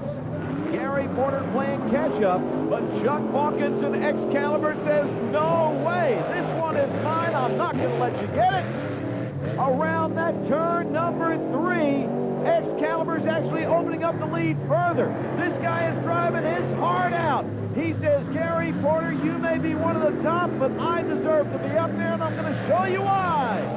Excalibur could be the best race of his career as he takes out the Carolina Crusher. Our next matchup, David Morris and the Equalizer back after fuel pump problems. He goes against King Crunch and Scott Stevens out of Spring, Texas. Off the line, David Morris with a great hole shot. Goes a little wide, but look at this. King Crunch has problems at turn number 1. David Morris, his first time over the cars today. What a great job. That fuel pump is working now, baby. Into turn number 3. Around turn number 4. The big boy is back, trying to redeem himself after problems in round number 1. And it's all David Morris, it's all Equalizer, and we brought him down to... They're lining up Tropical Thunder and Rambo. Rambo with a hole shot. Tropical Thunder with problems right off the line. He gets swirly, and Rambo takes advantage of it. He turns on the power. Wayne Smolzenic seems as though he backs off of it after that little problem early on. And Rambo first over the car. Does a bouncer 2, goes into turn number 3. He's in the inside lane now. He doesn't have as far to go. Rambo again turns it on. He knows this track. Look at this, a flawless run over the cars and to the finals for Rambo and Wild Bill Weaver. One's going to the finals, one's going on the trailer. Equalizer and the new kid on the block, Chuck Hawkins and Excalibur, and look at him drive. He doesn't let anything deter him. Chuck Hawkins, this guy is turning on the Excalibur. This is his day. David Morris and the Equalizer hot on his trail. He can win this when he's on the inside track. Oh no! He blows it. David Morris cuts it short, cannot stay on the track. And it's a double upset for Excalibur. First the Carolina Crusher, and now David Morris and the Equalizer. Yeah! Excalibur and Chuck Hawkins. He's going to the finals. Here we go with Rambo and Bill Weaver against Chuck Hawkins and Excalibur. Chuck's made some adjustments in preparation for our final. Well, I changed my air pressure in my tires, and I just tried to run a smooth course, just try and collect myself. Chuck Hawkins, he's had a win today over Carolina Crusher and Equalizer, but that doesn't impress Bill Weaver. He's run against him before. Chucky, we run with Chucky all year long, and he's real good on the line. So if I want to catch an edge on him, I gotta really cut a good light. So Bill Weaver thinks it will be decided on the line as the U.S. Hot Rod Association Monster Truck Challenge Final in Louisville gets set. Rambo, Excalibur, and Excalibur does in fact get a hole shot. Rambo trying to keep up with him, and look, oh no, look out for Chuck Hawkins. He cuts that turn too tight and spins around. Rambo gets a big lead. It's almost like he's had this race handed to him. But Excalibur is back on the track, making a valiant effort to catch him. Rambo going wide. Excalibur tries to pick up some more time. Can he do it? Excalibur trying to catch Rambo, but he doesn't have enough time. And Rambo gets the win in Louisville. Wild Bill wins a wild race in Louisville, Kentucky, and ends Excalibur's dreams of a championship. This guy, Bill Weaver, is proud of himself. Both these guys know the figure eight course is the toughest they'll run. The landings are hard. In qualifying, Alan Pizzo took Predator to 3rd. And First Blood's Rob Fuchs went 8th in qualifying for the matchups. And that is only for matchups, and that's what we're seeing here. Side-by-side racing, figure eight style. The camera mounted outside Alan Pizzo's Predator gives us a shot of the tires that will have to land on this hard asphalt. The green light and a start. Predator first out of the box. First Blood is catching up, but he has smoke coming out of the engine. The rear-mounted engine putting out a lot of smoke. We can see the tire rolling on the track. on this asphalt track that's so hard on these trucks. Coming around the first turn, into the jump. First Blood with a nice lead, but now he's on the outside of the course. And Alan Pizzo's Predator is on the inside, a shorter course to run on this figure 8. And First Blood is throwing fire. He has sparks coming out of it. I think he blew an engine. Predator comes from behind. He passes First Blood. First Blood is down the track, and Predator comes around and heads home. My goodness, Predator limps home. He's having problems, and First Blood is dying on the track. No engine power whatsoever. Your winner, Predator. The Grave Digger, Dennis Anderson aboard. Gets set to go against the Carolina Crusher. Both from North Carolina. Both drivers have seen what this track can do. Dennis Anderson was second in qualifying in Grave Digger. Carolina Crusher was 7th. Gary Porter aboard. Now, Dennis Anderson last year, as you heard the interview with Jim earlier, is very, very concerned about this track. He knows what it can do to him, but he's not going to let that stop on this race. Carolina Crusher with a hole shot. Of course, he's on the inside. Dennis Anderson will be lagging a little bit behind. Grave Digger has a further way to go on the outside course, but then they meet in the middle, go over that jump, and then it's Grave Digger's turn on the inside. Ooh, both trucks land very, very hard. Carolina Crusher wobbles a little bit, goes sideways, and now Grave Digger turns it on. Dennis Anderson is heading home. One thing's for sure, he was not intimidated by that crash that put him in the hospital last year. Grave Digger wins it over Carolina Crusher, a full 2-second lead for Grave Digger as he pulls around and heads to the pits. The United States Hot Rod Association's Monster Wars continue. We're just in round number 1 race action. This matchup between Taurus and Kodiak. Mark Bendler had a disappointing 9th in qualifying aboard Kodiak. Jackie Willman Jr. took Taurus to 4th in qualifying. And now they line up and wait for the green light. Taurus gets a start, a hole shot. Jackie Willman Jr. takes Taurus out and around. Mark Bendler is falling behind in Kodiak. Taurus cuts that very, very close. They must stay on the track, but he cut it close. He does it again as they head to the turn. And what's this? Taurus almost looks like he's losing it. He's lost power. What a chance for Mark Bendler to come from behind. Taurus regains power, but I think it's too late. Bendler's already too far past him. Kodiak is going for the win. He was the underdog coming into this race. And now, taking advantage of Taurus's problems, Kodiak across the finish line. He's your winner. Taurus never finished the race, and the figure 8 asphalt claims another victim. The trucks come to stage as round 1 continues. Let's see how they did in qualifying. Equalizer in the middle of the pack, qualified 5th. Paul Schaefer. Monster Patrol still learning the course, still learning the truck. It's a new one. He's a rookie. He qualified 10th. From inside the truck, Monster Patrol red lights. Equalizer is waiting for it. Monster Patrol red lights, and David Morris, he started to head to the pits and then thought twice about it. He says, hey, if this guy red lighted, I just have to finish the course and I'm the winner.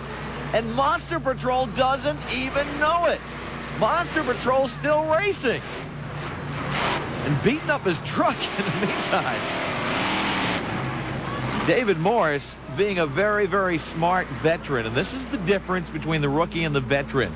He jumped the light, and Monster Patrol, if he had realized that, he would have backed out of it and saved the equipment. But he's still racing. He doesn't know what happened. David Morris, the veteran, says, hey, I'll just take it easy. I won't beat up the truck, and I'll be able to move on as a winner to the next round. He comes across the finish line very daintily. Your winner, Equalizer. Fred Schaefer, the world champion Barefoot Dodge, goes up against Invader. Ray Perkowski took Invader to 6th in qualifying.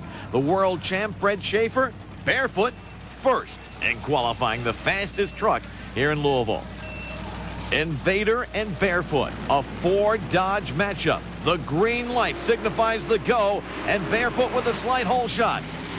He's on the inside lane coming into this first turn.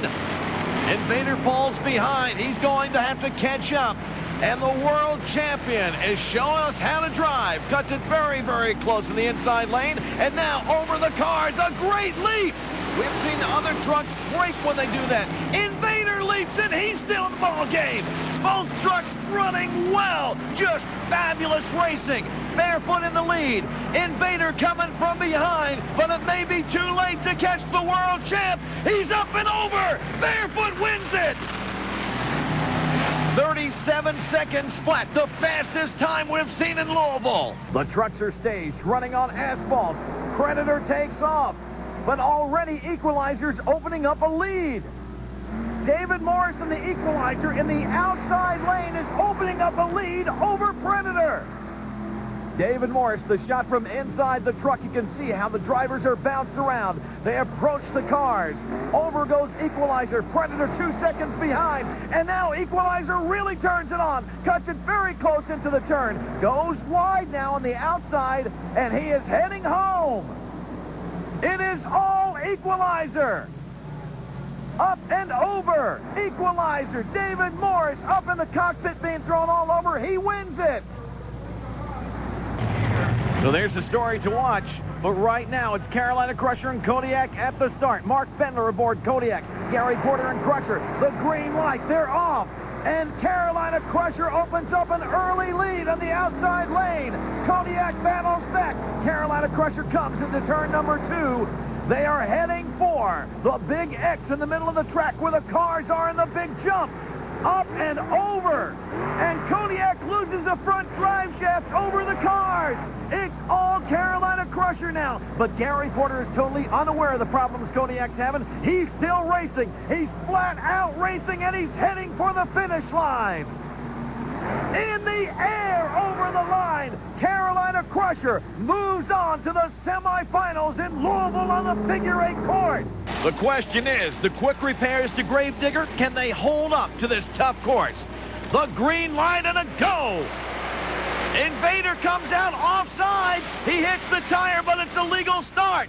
Side by side, they go into the turn. Gravedigger starts to open it up, but of course he's on the inside lane. Invader playing catch-up. Dennis Anderson running this course very well. Over the cars. What a leap for Digger. Invader right behind. Invader's having a lot of problems maneuvering those turns, and Gravedigger is taking advantage of that.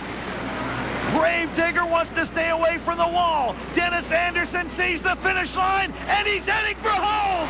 Invader was coming on strong, but he ran out of room. It was too little, too late. The semifinals between two great monsters, the former world champion Equalizer and the reigning world champ Barefoot. Barefoot, a brand new truck weighing in at 10,000 plus pounds, 1,500 horses, powered by Dodge. The Equalizer is a 1989 design. It's Chevrolet all the way. We'll view this race through the eyes of David Morris. And now Barefoot opens up a lead. David Morris inside the Equalizer getting a rough ride on the outside lane. We can see Barefoot opening up that lead. David Morris battles to try to catch up to him. Barefoot leaps in the air. Whoa, a tough landing for Equalizer. And now he's on the inside lane trying to catch the taillights of Barefoot, but it's too late. Equalizer can't do it.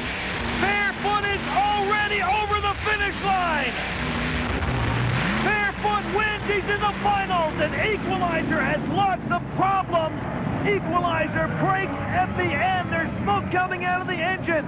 Barefoot wins it. The Gravedigger is already there. One of these trucks will go to the finals, one to the showers. Carolina Crusher, 10,000 pounds, 1,400 horses. He's a Chevy. And so is Gravedigger, 10,000 pounds, 1,435 horses. This is the battle of the boys from North Carolina. One faces Barefoot in the finals. They're off neck and neck. Around the figure-8 they go. Gravedigger opens up a slight lead. Here comes Carolina Crusher. Carolina Crusher is on the outside track. When they go over the jump, he'll have the inside track and a shorter way to run. Digger, then Crusher. Digger goes, the Digger leaves the track. Digger left the track. He's disqualified. It's Carolina Crusher. all he's got to do is finish the race to win it. Gravedigger took a bad hop, went sideways, and left the track. Your winner is Carolina Crusher. He'll face Barefoot in the finals. And both these trucks got here in a strange sort of way. Barefoot lost to Invader in round 1, got a bye in round 2, and then took out Equalizer in round 3. Carolina Crusher lost to Gravedigger in round 1, defeated Kodiak in 2, and took out Digger in 3. But now, all that's past them. It's one more truck to go to be the champion. Barefoot and Crusher line up and go! Even going into the first turn, Barefoot picks up a little bit of a lead. Carolina Crusher hangs right with him. He's on the outside lane. He's got further to go. And then when they cross over, he'll have the inside track. Up and over for Barefoot. Carolina Crusher right behind. And now Crusher pours on the speed. Barefoot finds something from deep within him. And he opens up the lead. Barefoot is going to take this win. Carolina Crusher battles, but he can't do it. It's Barefoot. Barefoot wins it in Louisville. Barefoot, your winner over Carolina Crusher. They are staged and lined up for figure 8 racing, the only figure 8 course on the entire circuit. And here they go. Watch it. Turn number 1. Take it very easy. Then you got to go around. And then first set of cars you're facing, and Rob Fuchs takes first blood in the lead. Gary Porter's been on the outside. Now he's got the shorter run. Side by side, they come into turn number 4. Gary Porter and the Carolina Crusher takes the edge on first blood. Coming around the turn to the finish line, Gary Porter turns it on, and over the finish line, Carolina Crusher gets the win. And what a win that was. Very decisive victory. 32.4 versus 33.65. A full 1 second lead. And 2 wild trucks ready to go. Dennis Anderson of the Gravedigger. He'll start on the outside. He has to go a long way to make that first jump. Dennis qualified first, picked up 10 points for that. And Invader, Ray Perkowski, doing the driving, qualified 6th. They're matched up. They're ready to go. Gravedigger and Invader. And this is round number 1, race number 2. Inside the monster trucks, there's a lot of preparation going on right now. Dennis Anderson checking things out. You see he's leaning up towards the top. That's checking to make sure the ignition control switch is set. It is, and they're off. Side by side, Digger takes a lead going into the first turn. Ray Perkowski on the inside pilots Invader. Side by side, they're going around, and Dennis Anderson is going to play catch-up. Over the cars! Whoa, they're in the air. And watch this. Invader has left the track.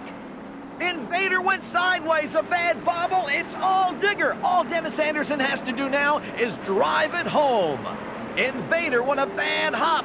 Digger over. Digger wins it. Invader, oh man, he's just barely still in the ballpark, a full 3 seconds behind Gravedigger. Barefoot and Tropical Thunder line up on the X in Louisville. Barefoot is driven by Fred Schaefer. He's the reigning world champion. Wayne Smolzanek up from Florida drives Tropical Thunder. And look at this. Barefoot qualified 10th. A lot of people going, oh, what's wrong with Barefoot? Maybe Fred's the smarter of the group. He knows this is a tough course. It's very, very tough on the truck when they land. He may have been playing possum. The question is Tropical Thunder up to the challenge of Barefoot? On the start, Barefoot takes the big Hemi engine and powers out. Tropical Thunder plays catch-up. He's got to stay on the track. Thunder cut that very, very close. Oh, he does it again. He does it again. He's on the infield. It's throwing him all over the place. Over the cars goes Barefoot. Tropical Thunder decides to go around. And Fred Schaefer is out for a picnic walk in the park on his win. Barefoot comes around and heads for home. Oh, no, look out. Barefoot almost turned it on its side, but he goes home, pulls it out, and the veteran gets the win, a full 9 seconds over Tropical Thunder. Well, Paul Schaefer is about to learn from Taurus. Paul Schaefer is going up against Jack Willman Jr. Now, Jackie has been the #1 monster truck driver in the Taurus camp for a long, long time. He's got experience. Paul Schaefer, while he's an experienced mud racer, he has his new truck, Monster Patrol, and he's got his work cut out for him here on this figure 8 course in Louisville. Taurus, Monster Patrol lined up on the start. Taurus has a little bit of smoke coming out of one side of the engine. That could be a problem for him. They go around the turn. Monster Patrol laying back. Paul Schaefer waiting to see what happens. He knows he's heads up with this guy Taurus, and he's going, hey, I'm okay. Look at this. Now, Boom! This is where experience comes in. Monster Patrol takes a bad hop, and Jackie Willman drives Taurus right through it. You got to keep your foot in it. You cannot back out despite what your reflexes tell you to do. Barring a problem, Jackie Willman and Taurus will pick up this win, and they do in the air. Paul Schaefer gave it a valiant run, but Monster Patrol just didn't have it, a full 2 seconds behind Taurus. Action continues here. Round number 1, our final race between Kodiak and Predator. Both great competitors. Mark Bendler drives Kodiak. He qualified second today. The Predator truck, driven by Alan Pizzo out of Millington, Michigan, qualified 7th. But qualifying's not what it's about here. It's about racing. It's about figure 8 racing. It's all in the drivers, the experience, the knowledge, and their ability to react on a figure 8 course. They're lined up and waiting for the green light. They get it. Predator takes the lead right on the start, and Kodiak lost. It looked like the front drive shaft. At the start of the race, the front drive shaft came out of Kodiak. He's piloting that thing around with just a rear drive shaft right now. Predator knows it. Alan Pizzo's going to save his truck. Why drive hard when you know you have the win? He comes around. Predator is going to make it. And this is where you can see the problems. Kodiak, he just lost the entire drive shaft out of the truck. Predator, no problem. A walk through the park, a picnic, a cakewalk. He makes it in round number 2 without he just limps over the cars. 40.63 seconds he gets to win. Kodiak doesn't even finish the race. Mark Bendler has lots of problems in Kodiak. The front drive shaft came out, and if I'm not mistaken, he not only took out the drive shaft, he lost the entire front end. May have lost the transmission too. That spells a lot of trouble for a monster truck. The U.S. Hot Rod officials walking around. He's got more pieces there. Look at this. Half the truck came out of that thing. It was on the start. Kodiak, from the very beginning, things are not running right. This, boom, look at that. The thing exploded. That's why these trucks have a big blanket and a drive shaft protection ring to keep things from flying out. There's the man with the mission, the rookie, Paul Schaefer. He has something to prove as we go into round number 2. He comes back as the fastest loser. Hey, this time, winners only make it on. Predator, Monster Patrol, on the start. Predator with the lead. Alan Pizzo drives Predator into turn number 2. Paul Schaefer is playing catch-up. Predator heads to the cars, and the big jump. Whoa! Monster Patrol again takes a bad hop, but he seemed to learn. He kept his foot in it. And now they're dead even going into turn number 4. Monster Patrol picks up the lead. Predator backs out. Predator is oh no, Predator can't do it. Predator could not straighten out. Monster Patrol, the rookie, going to round number 3. A win for Paul Schaefer and Monster Patrol. We're already in round number 2, and the action continues fast and furious. Invader, driven by Ray Perkowski, goes against Jack Willman Jr. and Taurus. I say Jr. because Jack Sr. owns the truck and designs the truck, and Jackie the son handles the driving duties. On the start, Taurus picks up look at this, the smoke coming out of Taurus. Now, Ray Perkowski in the Invader has been playing catch-up on this race. It's about to be his turn to go on the inside track. Let's see what happens there. Whoa! Side by side, they go across the cars. Jack Willman Jr. has some problems. And Invader is turning it on. The big Ford out of St. Louis is heading home, and Taurus is nowhere to be seen. Invader wins it. He's already across the finish line as Taurus approaches. Ray Perkowski pilots the Invader to a win. They are lined up for this race, and we're going to do something special. We're going to take you up and inside the cab of Gravedigger. Our Monster Wars camera is actually right up in there, and we can see Dennis as he takes off in the Digger. They are racing side by side, and Digger opens up the lead. First blood is there, but Gravedigger, the outside lane, and he already is showing some signs of a lot more power. Whoa, watch out, Dennis. Oh, he lands. I almost hit my head on that thing. Around they go.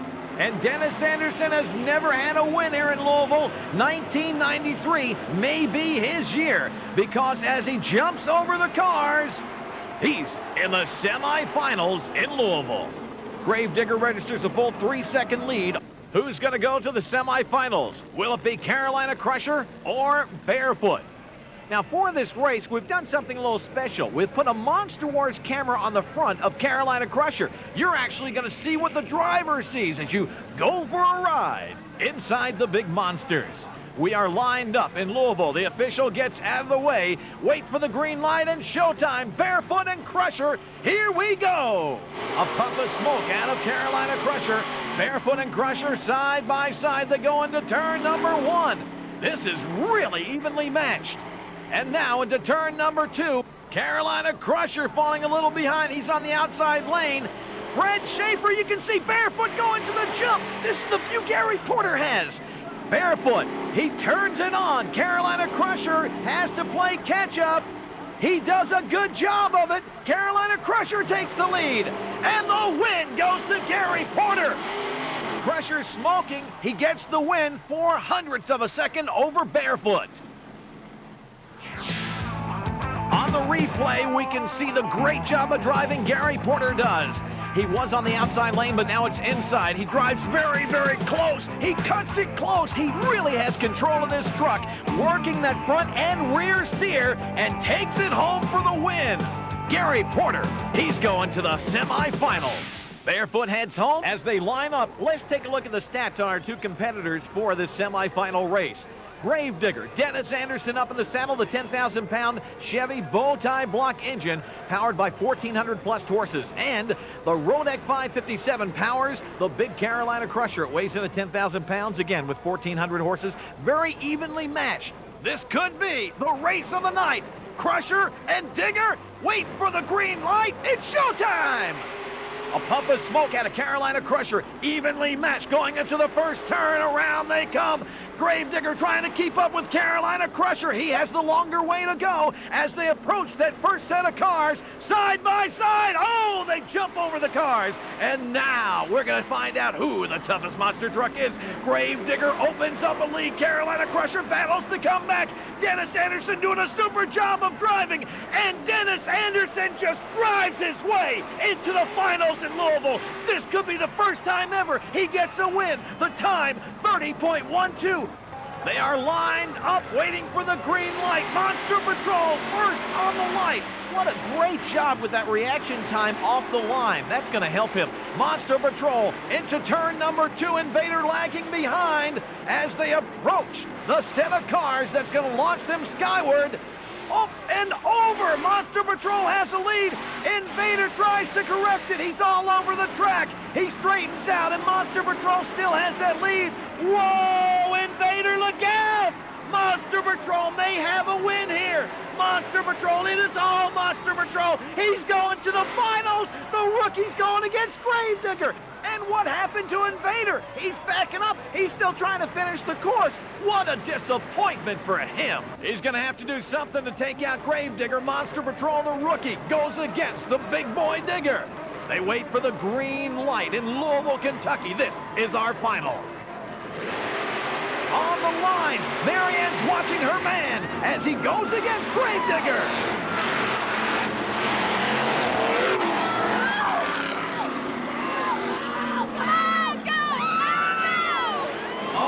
Her face tells the story. The inexperience of Paul Schaefer shows. He tries to cut that turn just too close, has to back out of it. And Dennis Anderson, the experienced driver, picks up the win. He takes advantage of that one split-second mistake.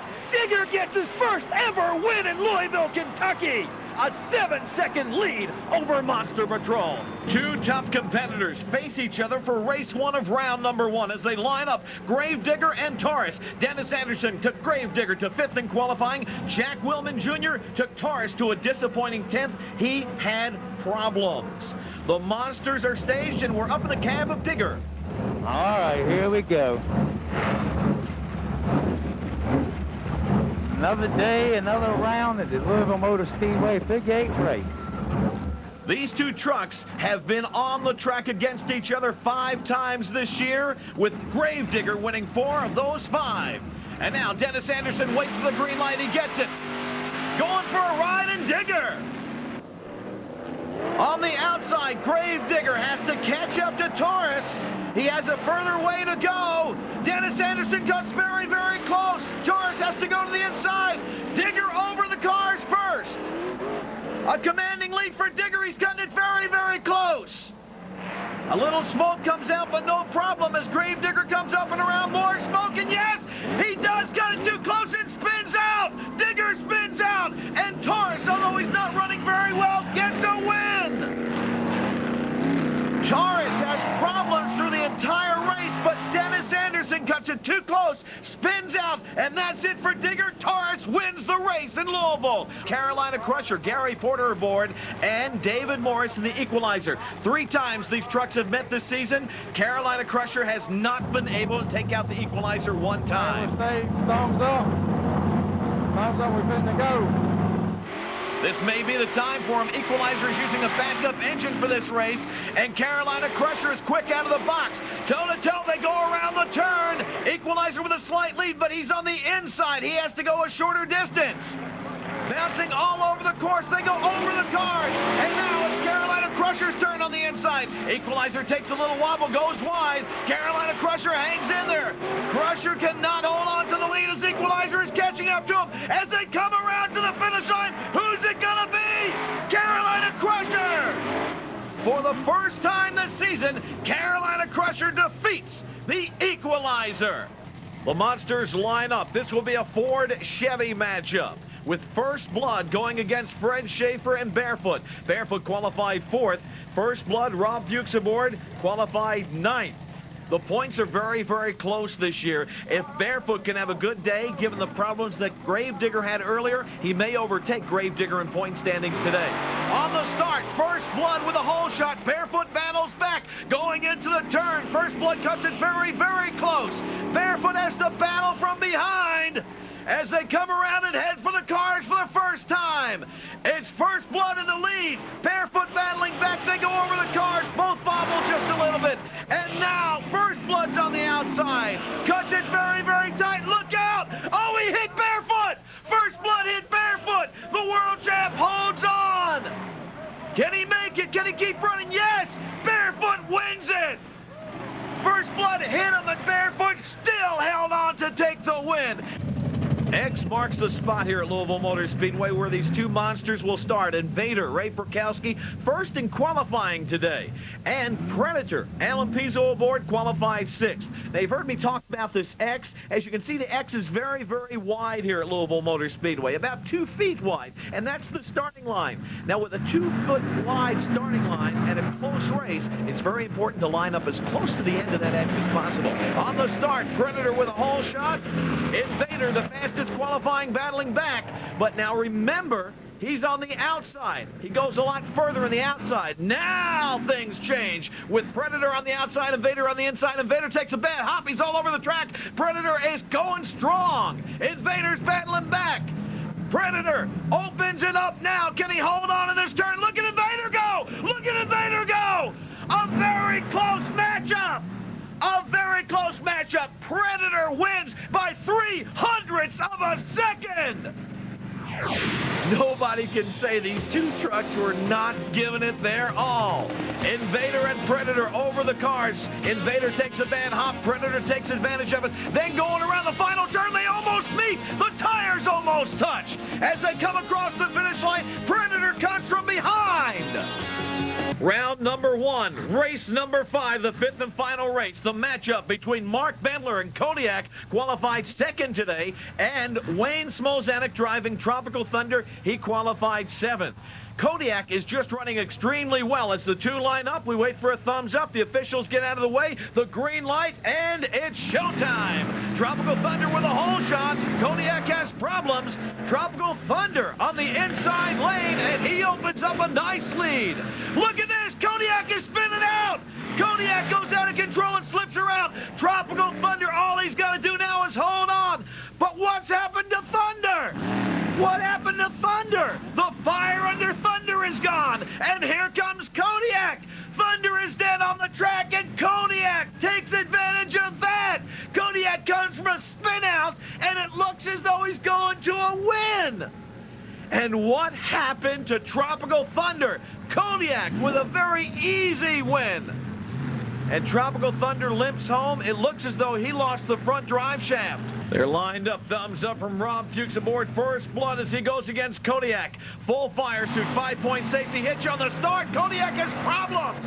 First Blood comes out with a hole shot, and this guy is racing. Look at First Blood go. This is not the First Blood we saw in round number 1 as he lost to Barefoot.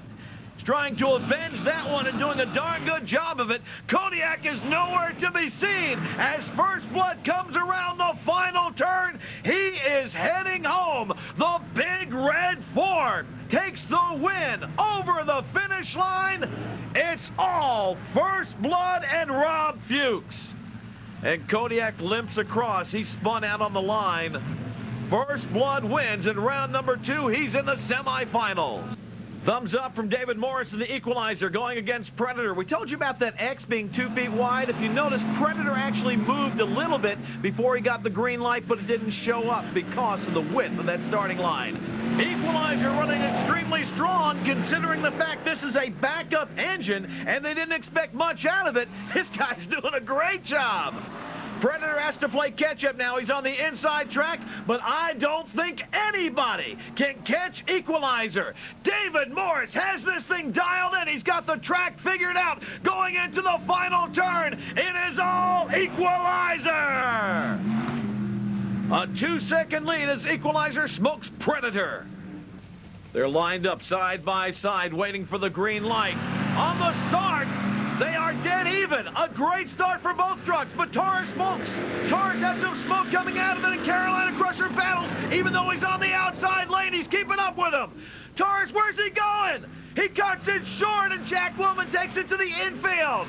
Still he hangs on. Still Taurus battles, but a lot of smoke coming out of Taurus. Meanwhile, Carolina Crusher running a great race. He's starting to open up a lead now. Taurus cannot battle back.